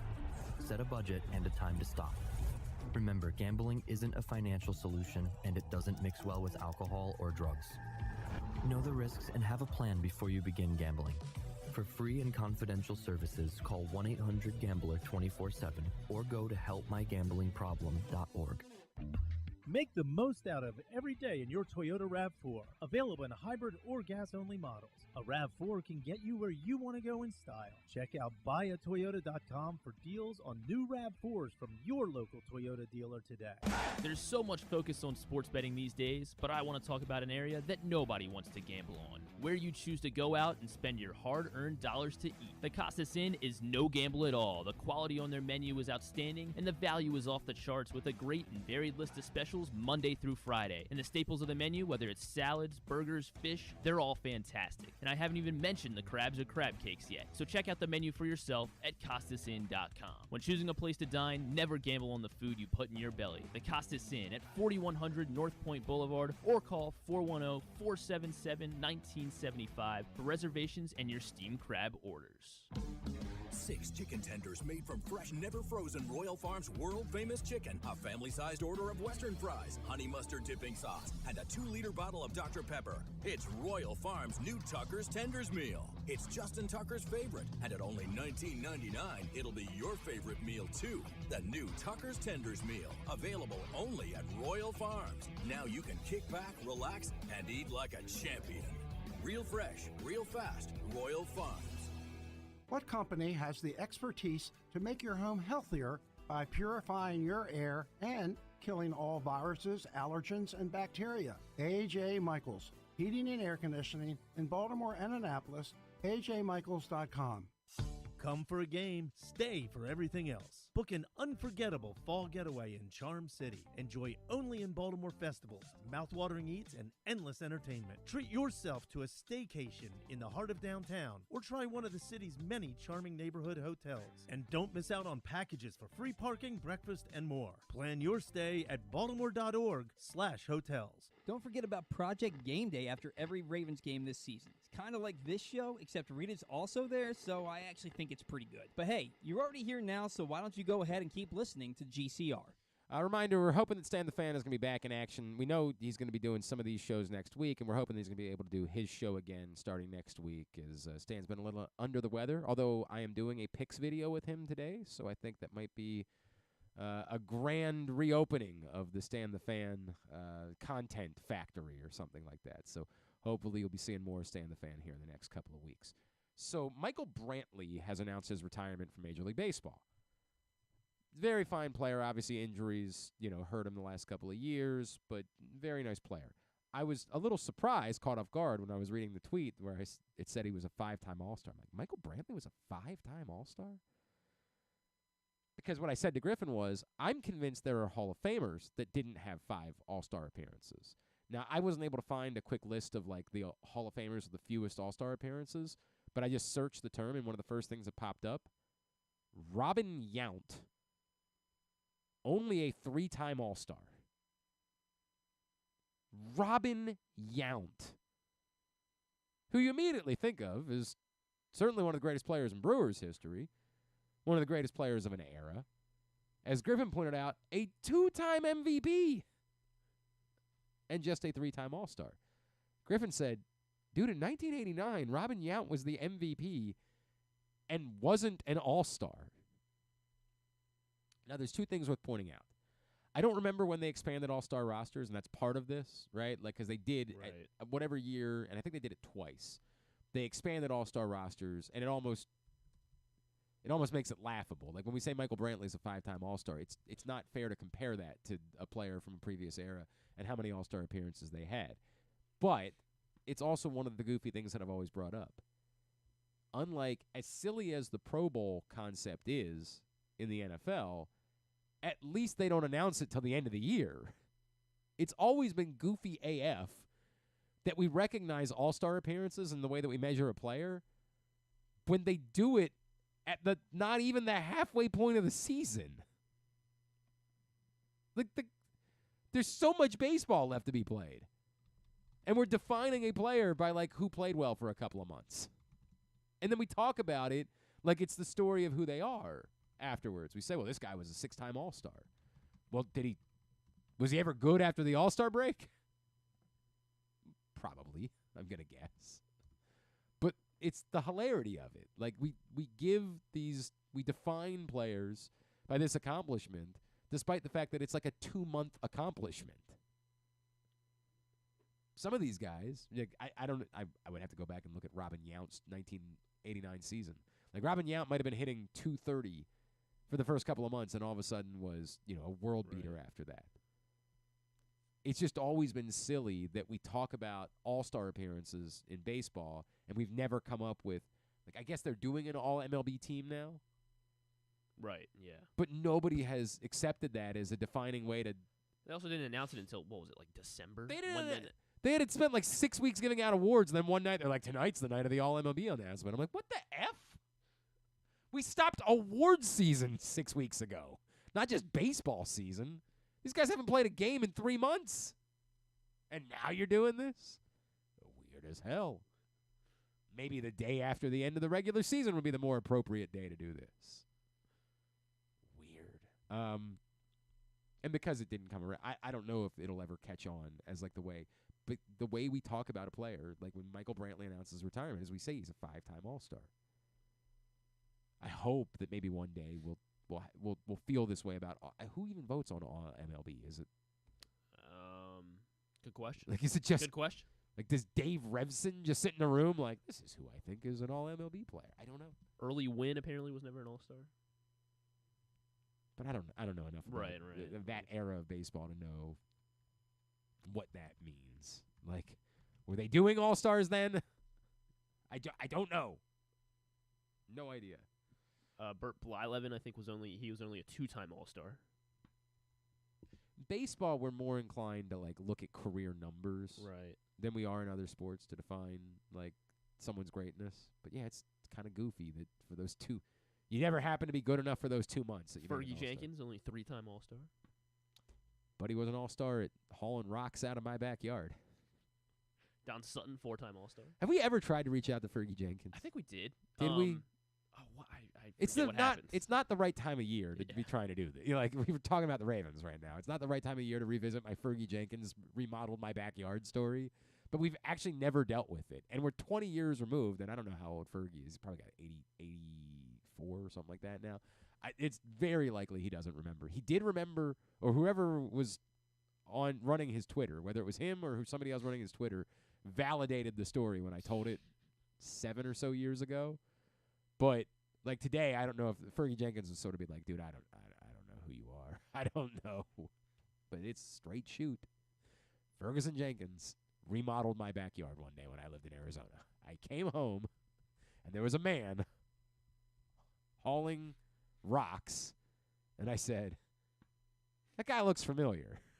And my then girlfriend said, oh, that's Fergie. Fergie. I was like, Fergie.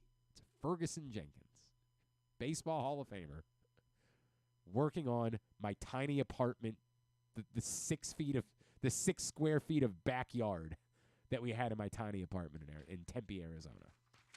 All MLBs are determined by a fan vote, a panel consisting of media members, former players, and baseball officials. I hate saying this, but I don't think you can include the fan vote. Yeah. I mean, unless it's like a very small percentage. Right, it's like 20.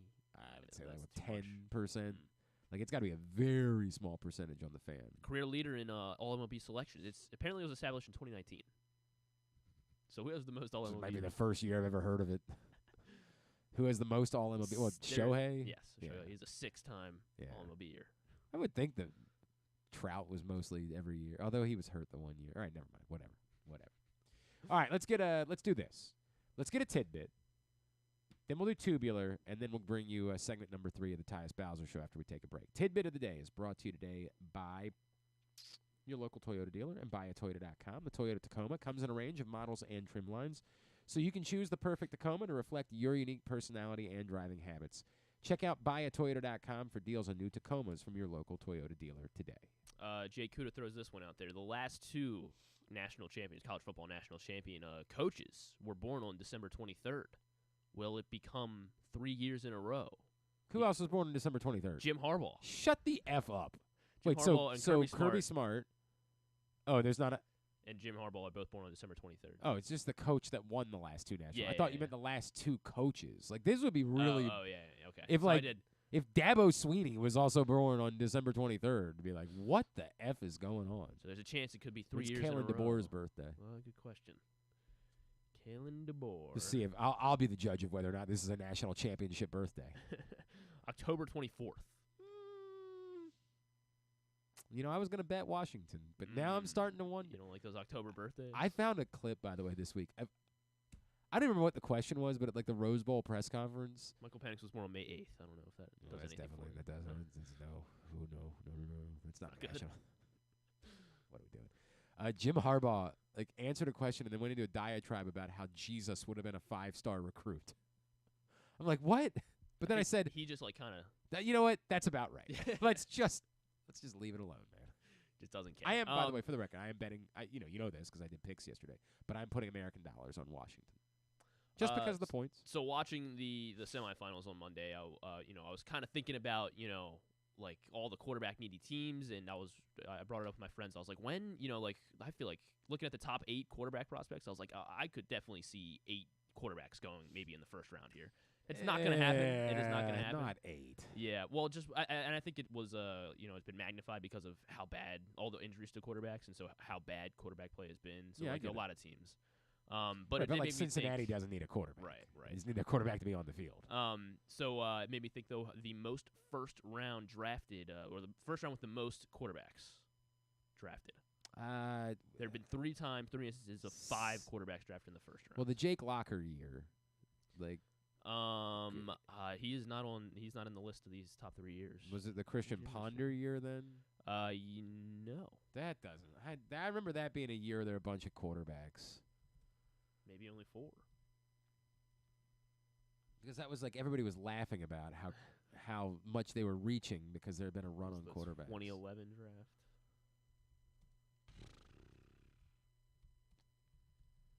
All right, the Lamar Jackson year. Correct. Definitely was 5. 5. There were 5 in 2018. It was Josh Allen. Mm-hmm. It was Josh Rosen, right? Correct. Josh Rosen, 7th overall. It was Baker.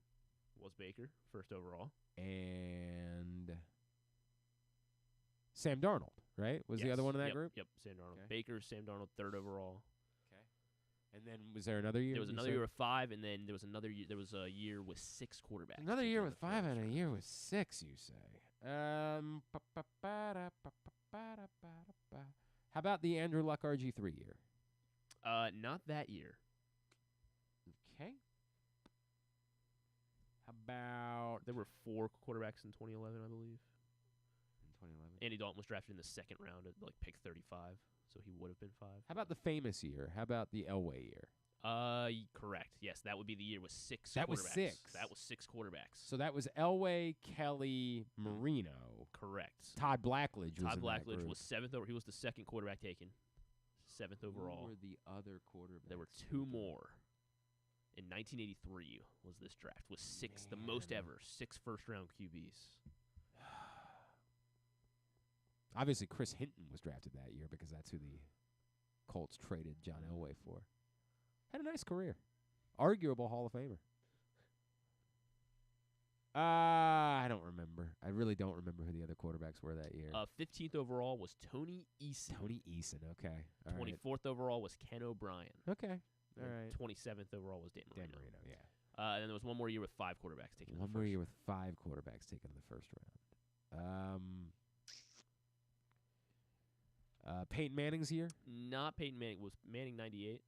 Yes. This would have been the following year. That 5 quarterbacks came out in the first round. Is this Tim Couch, Donovan McNabb, Achilles Smith went 1, 2, 3, right? Correct. 1, 2, 3. Couch McNabb. The other quarterbacks that year. They were all top 12. All 5 of them. They're all top 12? Yeah. Who were the other quarterbacks? I absolutely remember Couch McNabb Smith. Man, it's somebody random, isn't it? Yeah. Well, one of the, I mean the 12th overall one, was. The 12th. So one of them was not random. One of them was a good quarterback, yeah. One of them was a good quarterback. Chad Pennington? Not Chad Pennington. Would he have been 98? I don't remember.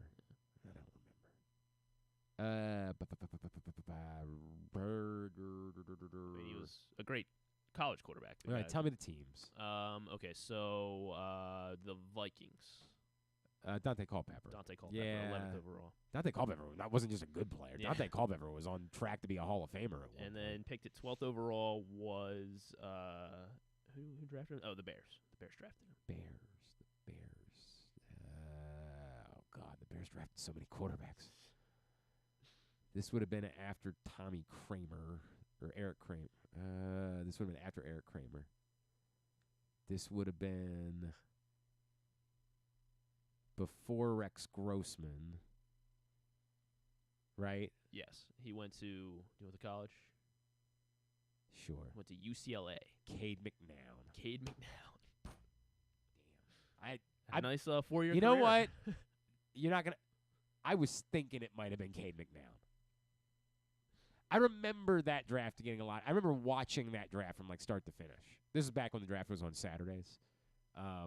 I remember watching like every moment of that draft, and I remember they had maybe Shelley Smith, like a prominent ESPN reporter, camped out with the Cade McNown camp, and it was awkward. Like it was awkward. Damn. Chad Pennington went 18th overall in 2000. Okay, that was a year off. Year off. All right. Name all the 2011 quarterbacks. The 4 in 2011. There were 4 in 2011. Yeah. 2011 would have been wasn't Russell Wilson because he wasn't a first round pick. Yeah. 2011. Was he 2012? I think he was. He was 2012. Yeah, I think so. I believe you. 2011 would have been. Oh God. Is that Cam? This was Cam Newton was Cam number Newton. one. All right, Outside Cam of the quarterbacks, this was a good first round. J.J. Watt. Okay, so this was the Locker. Correct. Yep. Locker and Ponder Mm-hmm. and Someone went in between and them. Gabbert. Blaine Gabbert Yeah. at 10th overall. So that I can't believe there wasn't a 5th quarterback taken because why in the F are you taking those guys? So Andy Dalton and Colin Kaepernick went in the second round as like the third and Turned out to be a lot better than the 3 guys that went after Cam Newton. Turned out to be a lot better. All right, very good. That's a tidbit for the day. Tubular is brought to you today by Superbook. If you're thinking about betting the championship on Monday night, the line has moved again. Michigan now a 5-point favorite. Jeez. What happened? Why was there news about something, or did I miss something? Dylan Johnson? Yeah. Michigan now up to a 5-point favorite at Superbook in Monday night's title game. Use the code GlennClark23 when you sign up. You'll receive up to $250 in a same-day first bet match, win or lose. Superbook.com or download the Superbook app. And by the way, the FCS championship game, which why in the F do they play that on a Sunday? What is that? Are you sure it's not tomorrow? I am 100% Really? certain it's not tomorrow. Oh, and I yeah. remember everybody freaking out about it last year, and I'm being like, that's got to be some goofy one-off thing. They are it's Sunday on ABC. They should play it at like Why wouldn't 10 it be the a.m.? lead-in tomorrow to the Great, two football games? Why wouldn't you play that at 12 o'clock? Let it be your lead-in to the two. It don't make a lick of sense. South Dakota State, a 13.5-point favorite over Montana in the FCS championship game, which is Sunday. Again, bet those things at Superbook. Use the code GlennClark23 when you sign up. Here's the rundown for the weekend, totally tubular-wise. Tonight, the only local team in action, Mount St. Mary's, 7 o'clock against Canisius on ESPN+. Tomorrow, Ravens-Steelers, 4:30 on ESPN and ABC, both networks as well for Texans-Colts at 8:15. I imagine that's Buck and Aikman for that game tomorrow night. Monumental, UNC Wilmington and Towson at 2 o'clock tomorrow. The Maryland women take on Purdue at 4:30 tomorrow on Big Ten Network. ESPN Plus, Colgate and Navy at 1 o'clock, Bryant and UMBC at 1 o'clock, Lehigh and Loyola at 5. YouTube tomorrow, Coppin State and Delaware State at 4. Delmarva Sportsnetwork.com for Morgan State UMES tomorrow at 4. And on Sunday, CBS, Browns Bengals at 1, Eagles Giants at 4:25. These are local games. I don't know if I can watch any of these games on a boat. I don't know how that's going to work. I'll still have internet for a little while. Like, you don't lose signal until you're a little while out there. Fox has Vikings Lions at 1, Cowboys Commanders at 4:25. Of course, the Sunday night game on NBC is Bills Dolphins. Maryland Hoops at Minnesota on Sunday, 5:30 on Big Ten Network. Mount St. Mary's at St. Peter's at 2 on ESPN Plus on Sunday. And as I mentioned, the FCS Championship game Sunday at 2 o'clock for reasons. Yeah. I mean, like, ESPN just redid their deal with the NCAA. If I'm the NCAA, the first thing I say is, yeah, we ain't doing that anymore. Why in the world? Or like tonight. Yes. Tonight, last night, when there's no football to watch on a Thursday night, and all we've been doing for Thursday nights for the last 6 months is watching football, and we're all like wandering around like zombies. What do we do? Last night What do we probably do? would have been. Probably would have been a definitely is the perfect play. night to play the FCS championship game and have an audience for it because we're inclined to watch football on Thursday nights. We're like, all right, this is Yeah, football. my mom texted me. She was like, "Why is there no football tonight?" And I was like, "I guess because it's week 18." Or one of Like, these one-off bowl games. Why wouldn't they just say, like, and how does it behoove the Arizona Bowl to run on a Saturday against real bowl games when they could just say, hey, let's run it next Thursday? Why wouldn't one of these one-off bowl games be like, you guys, you're willing to wait 3 extra days? We're not asking you to wait 3 weeks, just 3 extra days. So we can have Wyoming and Toledo, a Thursday night by ourselves, no competition, and everybody's used to watching football on Thursday nights. I'm not the smartest man. I said that already. We already had that conversation. I know I'm just as dumb as everybody else, but it just seems like that would be a more appropriate way of doing things, Griffin. There's not a whole lot otherwise. On Lifetime tonight is the series premiere of The Prison Confessions of Gypsy Rose Blanchard. This is I've heard about Gypsy Rose. She's the girl. She had murder. Yes. Yes. She had But- Munchausen syndrome. Yes. And she killed her mom when she was 10. But her mom had been Like abusing her. Yes. Yeah.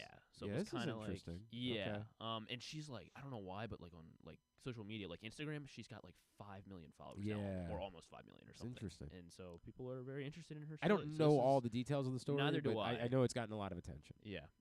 That is really the only thing. New episode of Reacher on Prime. I believe the Golden Globes are on Sunday. I was gonna Griffin. go in order. You said there's not really anything else. Tonight, not really. Okay. There's a Good Grief on Netflix. It's a Dan Levy movie. Okay, I'm listening. Yeah, I'm a apparently, fan. yeah. And it's his writer and directorial debut. It looks really sad. Give it. Yeah. I don't like that. And then Sunday night the Golden Globes, hosted by Joe Coy. Not a Joe Coy. You're gonna miss him. Yeah, it's real sad that I won't be able to watch the Golden Globe. Grimsburg, the new animated, coming to the Fox lineup of animated adult animation. I gave up on that. It's a long John time Hamm. ago. Is I like John voicing- Hamm. Is voicing Grimsburg, who is a detective or something. I gave up. Apparently Sam Richardson has voices in it, as well as Rachel Dratch. It's worn on me. Like, I stayed with it longer than a lot of people did. I was still watching Family Guy like 3 years ago, but it's over. It's just Bob's Burgers, great. I'm sure The Great show. Simpsons is still as good as it's always been because The Simpsons is a brilliant television show, but I don't have it in me anymore. I've tapped out. All right, very good. Yes. We got to get a break. Yes, we do. And then we'll come back in with segment number 3 of the Tyus Bowser Show with special guest Malik Hamm. Why bet with the big boys this football season? Instead, try your hand with the local book, Superbook Sports, this fall. Superbook Sports is the book next door. Just a dedicated team of the best odds makers in Las Vegas, making sure you get the best prices and parlays anywhere. And now, Superbook will give you a bonus of up to $250 when you sign up and wager on the same day and use the promo code GlennClark23, GLENNCLARK23. So bet with the best and use the promo code GlennClark23 this football season with Superbook Sports. Visit superbook.com for terms and conditions. Gambling problem? Call 1-800-GAMBLER. There's so much focus on sports betting these days, but I want to talk about an area that nobody wants to gamble on, where you choose to go out and spend your hard-earned dollars to eat. The Costas Inn is no gamble at all. The quality on their menu is outstanding, and the value is off the charts with a great and varied list of specials Monday through Friday. And the staples of the menu, whether it's salads, burgers, fish, they're all fantastic. And I haven't even mentioned the crabs or crab cakes yet. So check out the menu for yourself at CostasInn.com. When choosing a place to dine, never gamble on the food you put in your belly. The Costas Inn at 4100 North Point Boulevard, or call 410-477-1975 for reservations and your steamed crab orders. What company has the expertise to make your home healthier by purifying your air and killing all viruses, allergens, and bacteria? A.J. Michaels, Heating and Air Conditioning in Baltimore and Annapolis, ajmichaels.com. Whether your focus is luxury and comfort, convenience and technologically advanced connectivity, or sporty performance and aggressive styling, we've got the perfect Highlander for you. Check out buyatoyota.com for deals on new Highlanders from your local Toyota dealer today.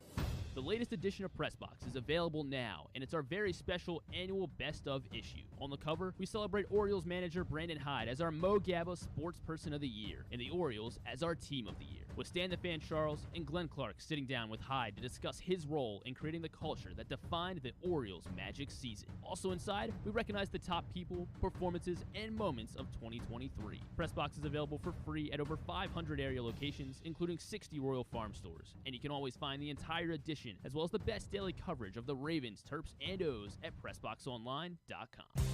Hey Ravens fans, looking for the perfect new game day brew? Get a Guilford, Baltimore's finest craft beer during the next home game at the bank. That's not all. Gather your flock next home game and check out Guilford Hall Brewery's brand new bar, the Gilly Nest, located near Section 505. No tickets? No problem. Enjoy all Ravens games all season long at our restaurant and brewery in Station North. Guilford Hall Brewery, European tradition, Baltimore charm. Sure, Glenn may be in his 40s now, but he looks just as good as he ever has, and he's still as sharp as he ever was. And I say both those things without even a shred of irony. Find out for yourself right now by watching the show at facebook.com/PressBoxSports or youtube.com/PressBoxOnline. My wife made me change. You think she was thinking about wait? She was awake this morning at that time. She could have checked into the flight, but that would have required her to know how apps work.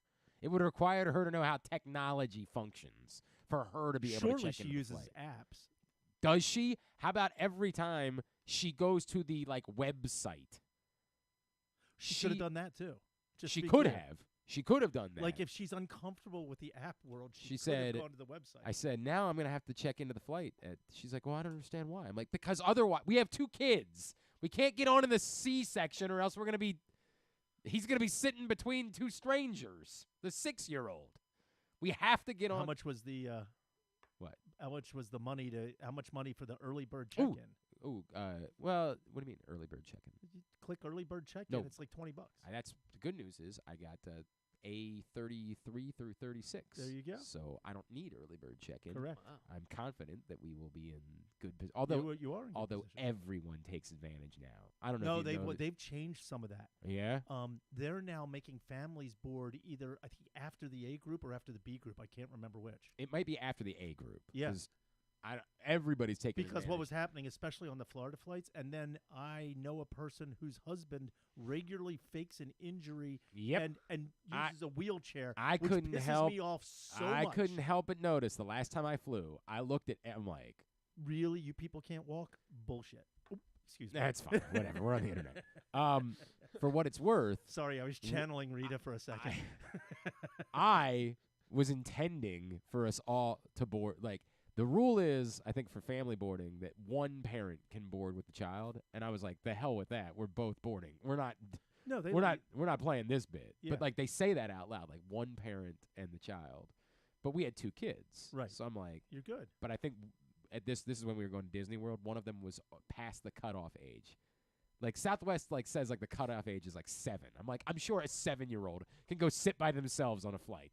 I'm so sure that this is okay. I think all they're trying to do is take advantage. So somebody will have one kid, and then they'll have 12, like all the themselves, aunts, parents, uncles, the yeah, grandparents, 100%. The whole group standing there. So we they're were between a rock and we a were hard going to place. do that with my grandmother. I'm actually a Southwest fan. I'm fine with Southwest. We were going to do it with my grandmother, and then I noticed how many people were taking advantage of it, and I was like, I will just board the flight. You all go ahead. You take the kids, and I will board the flight afterwards. Well played, by I don't the want to way. be that guy. I Yeah. just don't want to be. But also, it was way more comfortable you just walking on the plane alone. God, about a So billion it's times one of more those things where you comfortable. were hiding in the weeds a little bit. Yep, It was there well was played. definitely some of that. So I'm not letting you go on vacation yet. What's that? Oh, I'm not letting you go on vacation for a few minutes. I know you wanted to be out of here. by I now. would like to. The plan was to end this show early. So, today. but you have a great idea. By the way, this is John Coulson, Hi. the most worshipful grandmaster. here at You Press have Box. an idea that you deserve credit for. Well, So I didn't want to be announcing all this stuff. Okay. It's not. This wasn't my baby or anything like that. True, but you had the idea for how to do it that motivated what's ultimately happening. It's probably the biggest promotion we've ever done. Well, Maybe our 10th anniversary. I that do was a think it's huge very promotion. cool, and I am very excited about it. So let's pull the curtain back a little bit. Yeah. You guys know we've been partnering up with Guilford Hall Brewery for some time. We are big fans. Yes, we have, big fans. We have done Tyus Bowser shows there. We've had Paige and Haley come by the studio a few times. Yep, they were here for your for the drinking for show. the drinking They show. dropped off Yep. a bunch of beer. I think Griffin got to enjoy most of it. I think is the way that worked You out. liked it. Very good. Yeah. Yeah. Go And he, for beer. and he Go enjoyed for Paige beer. and Haley. They're lovely. So yeah, I like them a great deal. They're wonderful people. So we've been developing this relationship for a long time. And I genuinely like Guilford Hall. Yep. The first time I remember John being like, "Hey, we're gonna go to Guilford Hall Brewery." And I was like, "Guilford Hall Brewery? Yeah, it's a Like, very cool place. What? With maybe the coolest television screen I've well, ever seen in a and bar. then like you pull up, and if you haven't been in the neighborhood in a long time, you're like, I don't know how I feel about it. And then you pull up, and you're like, what? When did this happen? Yep. Like what? And legit food too. Everything's great. The menu's great. Everybody always makes fun of me because I order sausage, and then I'm the guy eating glizzies at the. I don't care. It's delicious. Yeah. The beer's good. The whole thing. Speaking of the beer. space, by the way, is immaculate. Yeah. Like it's unbelievable the facility that And they they're have at opening Guilford 2 Hall. new places. Really? Yeah. I don't know. They've got a thing now at the football games too, on top of everything. They've got a thing at the football games. So John said one day he walked in here. He was like, PressBox might be able to have our own Guilford Hall beer.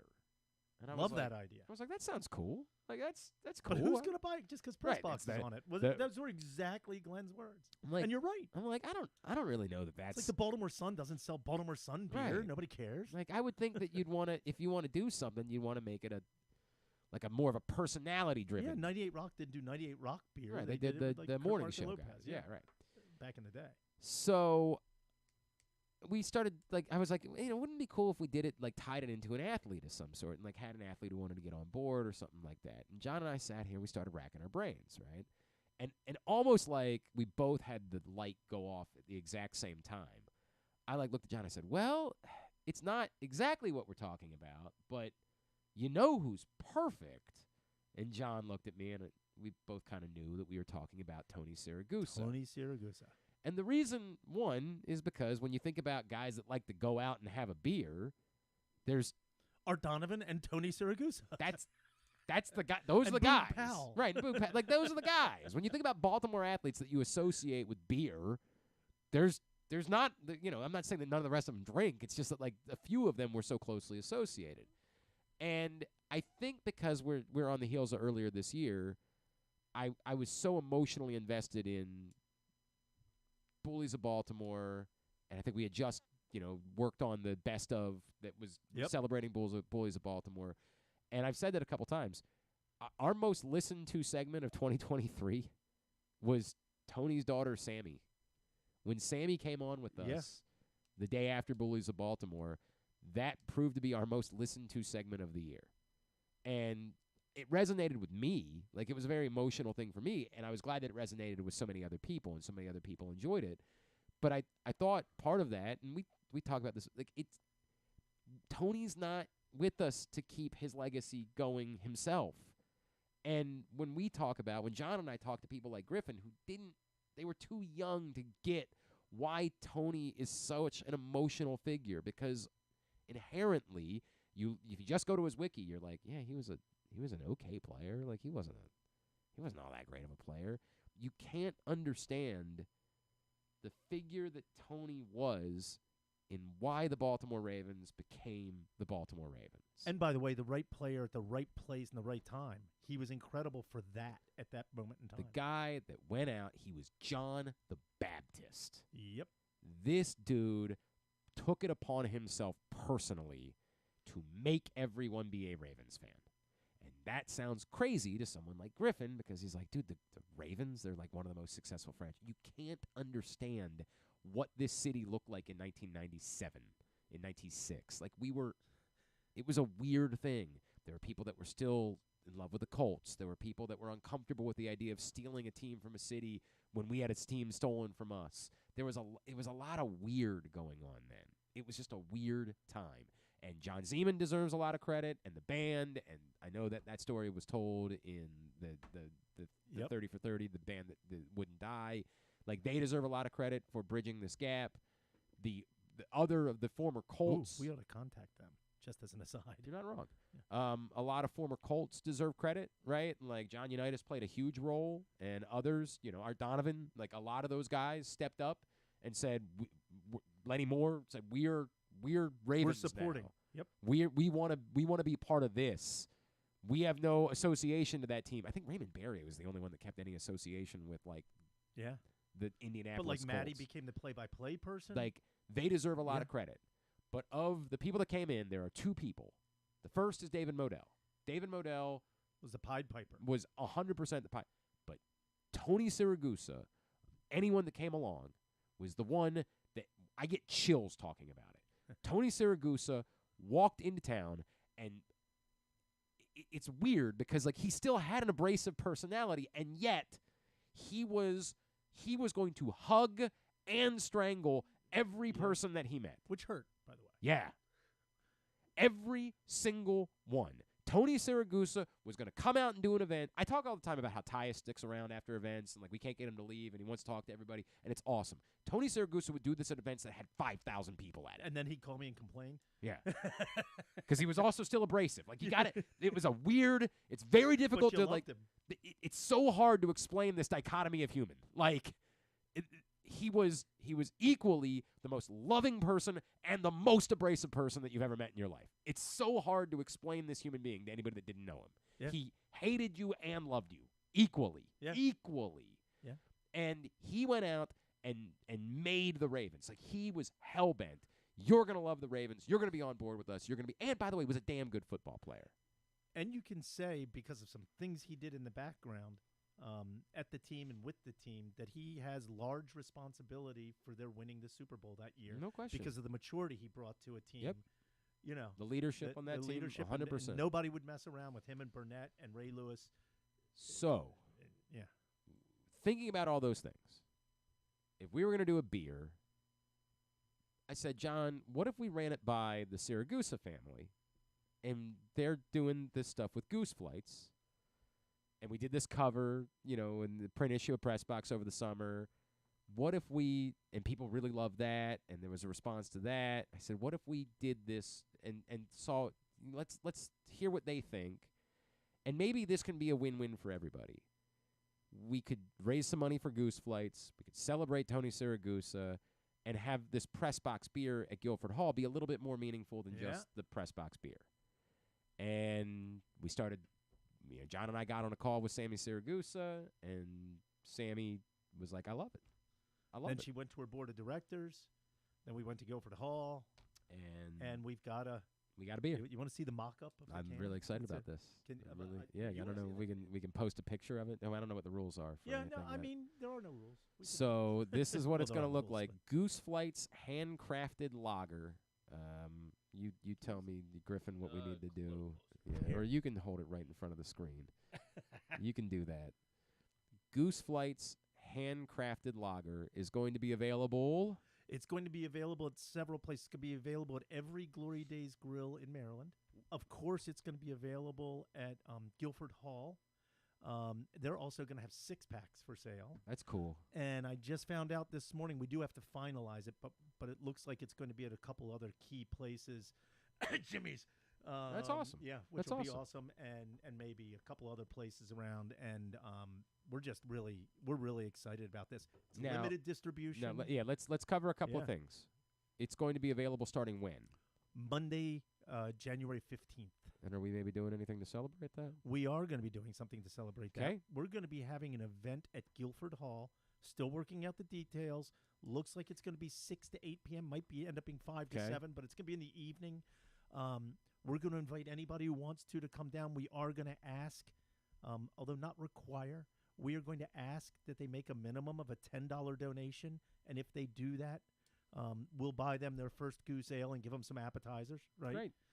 If they just want to show up and see what's going on, they could do that too. We're not going to say no to people because we want people to celebrate this. We want to build the foundation for a fantastic charity, which is, his Goose Flights. Yeah, if you guys don't, 501c3. if you guys didn't hear when we had Sammy on or didn't read the story, like Tony got into aviation later on in his life, and the idea of Goose Flights was to help two different groups of people. One was sick kids. Yep. Get to the treatment that they needed to get to. They've actually expanded that, and they were using Goose Flights to try to get them to experiences. Any kind of transportation you need. So if it's as simple as they can't afford Uber, they will fund an Uber you ask for. I mean, so it's become transportation across the board. Which is awesome. Yeah. Which is just a really, really, really and cool. Tony was doing that on the side. Yep. Calling And it Goose Flights. They made it official and made it a 501c3 and have started a wonderful charity. And let's cover that part of it. Yeah. Because $2 out off of their $2 is being donated by the group of people who put this together, including us and Guilford Hall and Glory Days, per can sold. That goes directly to Goose Flights. No fees or anything like that. There's no added. It's you buy the beer just like you would buy the beer, and we make the donation. so on your it's behalf. this is your proverbial win-win, right? Like you get a delicious Guilford Hall beer. And it's a cool can. So That's the other part about it, and we've all seen this with like the Steady Eddie cans. We've seen this with like some of the other beers and like the Ed Reed beer that everybody likes. Like this is a cool can. There's that 5,000 of these cans. 5,000. 5,000 of these cans. That's it. Might That's want to it. be there on maybe you don't want to wait past that first night. Maybe you want to make sure you get there on Monday the 15th. 5,000 cans. So I mean, I suppose we could make more if it goes really well. So it's not like we're gonna.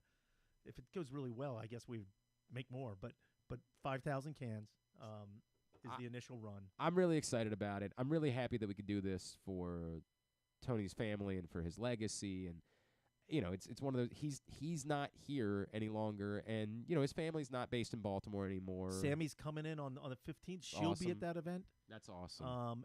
We have a couple other surprises. Yeah, we're looking to get a couple of the we're working on players from Tony's team. And that night is the first ever Monday night. It's not the first ever, but it is. There is a Monday night. There was a Monday night playoff before? game last year. Yep. Oh, I didn't know that. Yep. I didn't remember Yep. that. But there is a Monday night One playoff of the game. first. Yeah. Yeah. Monday night playoff games coming right after the party. Yep. So it's like a cool football night. Stick around, watch some football, do the whole thing. But yeah, we're going to be there at Guilford Hall Monday the 15th, and we're going to be celebrating the release of Goose Flights, and I will even drink part of a beer that night. I will have. Will you have one beer? Maybe. I will maybe have one. I mean, I'm going to try it for sure. You can pretend that it's your pig roast. Pig roast, yeah. That's what I like to do.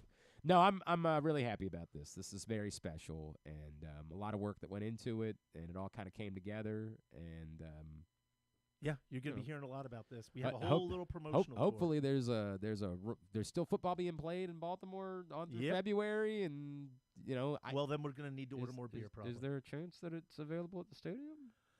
Working on it. Okay, all right. Working on it. Everything is going so well right up until that. Well, point. no, it's not dead by any Okay, means. It's all right. just a little more, Okay, all right. it's a little complicated. All good. All good. I'm not trying to. I'm not.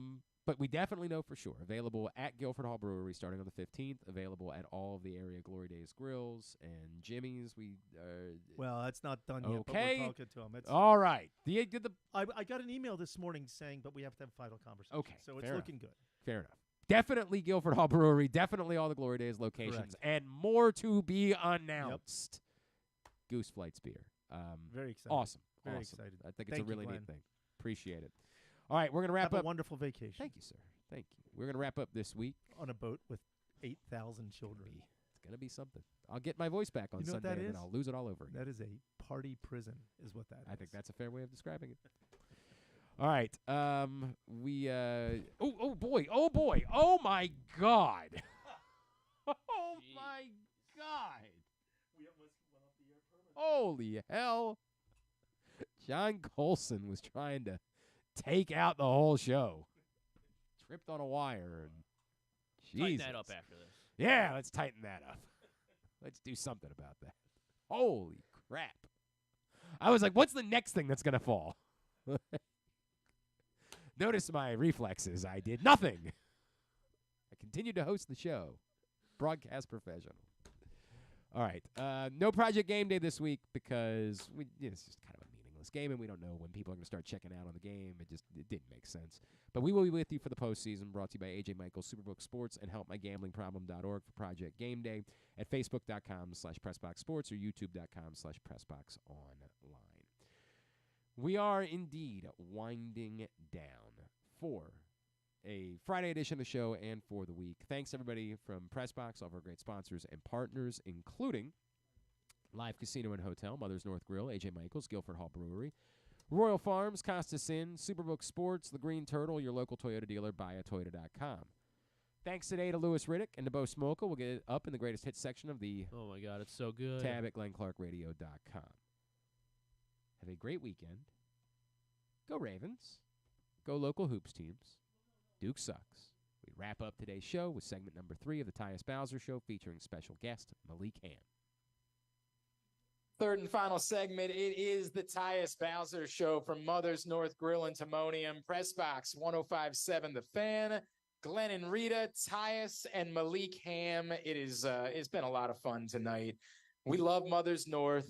Thursday nights at Mother's North, DJ from 9 to midnight, and then Friday and Saturday nights, live music every week here at Mother's North Grill. They gotta have a day party. I'm too old for 9 to midnight. Really? Yes. I see you still be going outside sometimes. And I be home by 10 o'clock. What are you talking about? 10 o'clock. Yeah. That's kind of early. I'm an old lady. If you would have said like 11, No. 11:30, I've been like, okay.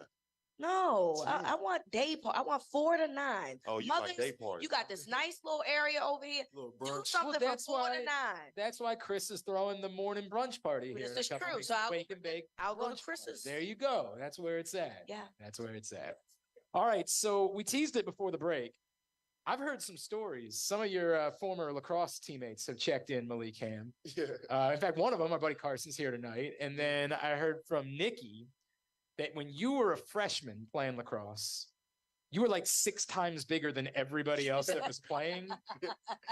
And everyone was legit terrified of trying to match up with you when you were on attack. The history of you and playing lacrosse, because when we said it, Tyus' reaction was like, Yeah. What? You were, and I think we can all say it out loud. Not a lot of black people playing lacrosse, right? That's it's growing. It's growing. I agree with that. I know a couple coaches, I completely agree. It's growing. No, he's right. Though. Yeah. He's right, though. No, but in Maryland, lacrosse is very, very big, and it's growing in inner city schools for sure. Kyle Harrison, one of the greatest lacrosse players of all. Jim Brown, one of the greatest lacrosse players of all Heard time. about that. So, what was your background? Why lacrosse? And how much did you love it? I mean, like, for me, like, I always like physical sports for real. So like when it came to the spring, like everybody mostly did track and field, but I kind of went to the lacrosse field.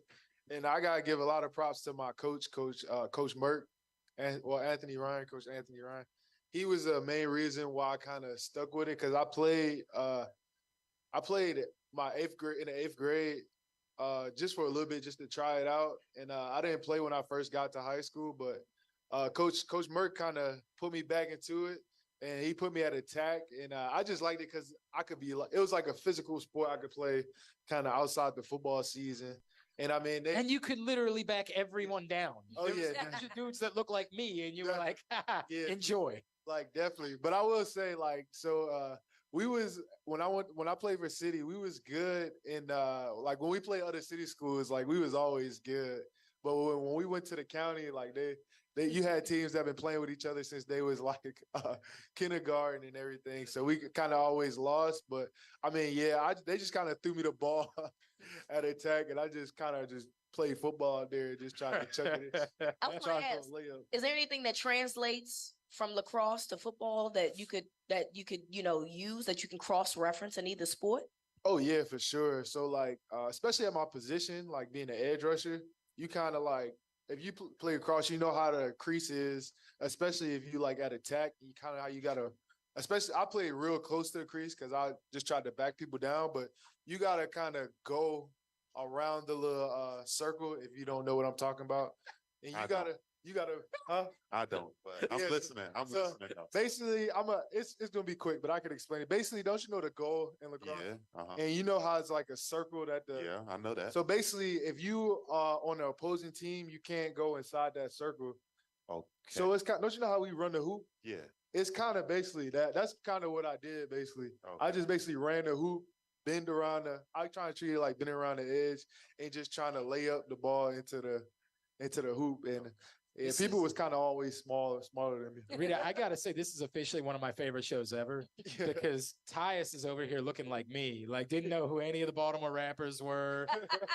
Here's Malik talking about lacrosse. He's like literally like, dude, I don't know. I have no. Had you known anything about lacrosse before you arrived in Maryland? Absolutely. Okay. I used to watch the championship. I always knew about Johns Hopkins being a major lacrosse team. I know they used to have the championship at the at M&T Bank Stadium. Yeah. So I mean, I watched it. I was always interested in it, but I just never knew like the actual rules and what'd you say, the arc? Yeah, the crease. They call crease. Yeah, I didn't know what the crease was and all of that stuff, but I've always been interested in lacrosse. Man, and the terminology, because I call a lot of lacrosse, like the terminology is it's otherworldly. Like you are using language that you would not use in any other. Like if I said a fogo, would that mean anything to you? Fogo the child. That's there you go. Exactly. And you know what? Oddly, that's exactly what I was referring to. So you nailed it. Exactly. You nailed it.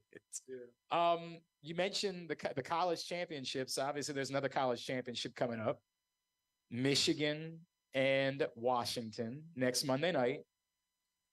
I noticed, is there any part of you that cares at all, like, because John's brother is the coach at Michigan? Do you feel any, like, a connection?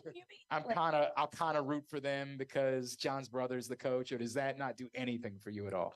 I don't think that does anything for me. I think it's great to see, two brothers that's doing great and fantastic things, especially in the sports world. But, I mean, I grew up in Texas, so I was rooting for Texas, but I like Washington. I'm always a big fan of the underdog. Michael Penix is unbelievable. Yeah, great player. So, I mean, I'm kind of rooting for the Huskies to win it all. Yeah. That's just me. But I have a ton of respect for Michigan. I mean, they're super dominant right now. And like I said, it'll be great to see, Harbaugh win the championship as well, just to kind of bring on that legacy. So what about you, Malik? I mean, like, I just feel like there's a lot of, like, not necessarily, like, I'm not playing in the game, so I'm not like, oh, they're going to win. But I just feel like there's a lot of connections with Michigan right now, like with Harvs is a couple of good players that they got that's from Derek here. Moore, who made Yeah. that tackle at the end of the game. Definitely, they got some players from here, and I'm secretly rooting for them. Like in the long run. Okay, that's I ain't gonna get too upset if they lose, but that's who I'm. Maybe if you tell everybody you're rooting for Michigan, it means more playing time next year, right? And Mike McDonald went there as well. Right, You like- know, he gonna like that. There's some real connection there. I'm definitely rooting for them, though, for sure. When you look at the current landscape of college football and the bowl seasons and how, everything has changed, right? There's kids opting out. There's been a lot of conversation about. Malik's like, I wish I would have had that option. There was a lot of conversation after the Florida State Georgia game because Kirby Smart made a comment about, they have to fix this, which I think will happen next year when they expand it to 12 teams. But outside of those 12 teams, there's probably going to be a lot of more opt-outs because, if you don't have anything to quote unquote play for, you start preparing yourself for your next level. So I'm just curious to know you guys' thoughts on that. I personally don't have an issue with it because, at the end of the day, these are guys that feel like that they need to start preparing themselves, for their next level. And I respect that. But I also acknowledge it changes how good the games are now because I don't know these players now. There's third and second, third stringers that are playing, and it's kind of diluted the actual games of bowl season. Yeah. I remember, I think it was the Georgia game. One of the announcers kind of spoke on that situation with, guys leaving out. And no, I think it was during that USC game where one of the receivers had declared for the draft, but he ended up playing in that bowl game as a way of, adding film to his resume and things like that, where he was like, I respect that. And then at the same time, I also respect, Caleb Williams' decision to sit out because he's going to be the potential, if not the number one draft in the NFL. It's kind of like we were just talking about with the final regular season game for you guys, right? Like, why are you risking getting hurt? Exactly. So, I mean, you can understand from that standpoint where, hey, this is a business decision. This is a lifelong, generational decision for me and my family to live out my dream and to change my entire family's lives, including myself, where you have to make that decision to be like, I'm just going to sit out of this. It's nothing personal. It's nothing, as far as the team, I'm sure the team understands that. But you also have guys that you respect that is declaring for the draft, but it's like, I want to end this off the right way, or I still got stuff to work for. And I feel like if players go with that mindset instead of just being like, yeah, I'm just not going to opt out, and you really ain't working, especially if you're not like no first, second rounder. I mean, you honestly need to be, in my opinion, need to be playing in those games. Right. I mean, my senior year, I was in the Senior Bowl. I was, in all that stuff just because I come from a small school. I mean, it wasn't small, but I mean, I still want to use that opportunity to up my draft stock. And from there, it helped me from whatever that they said, from a 4th, 5th round draft pick to being a late first, early second.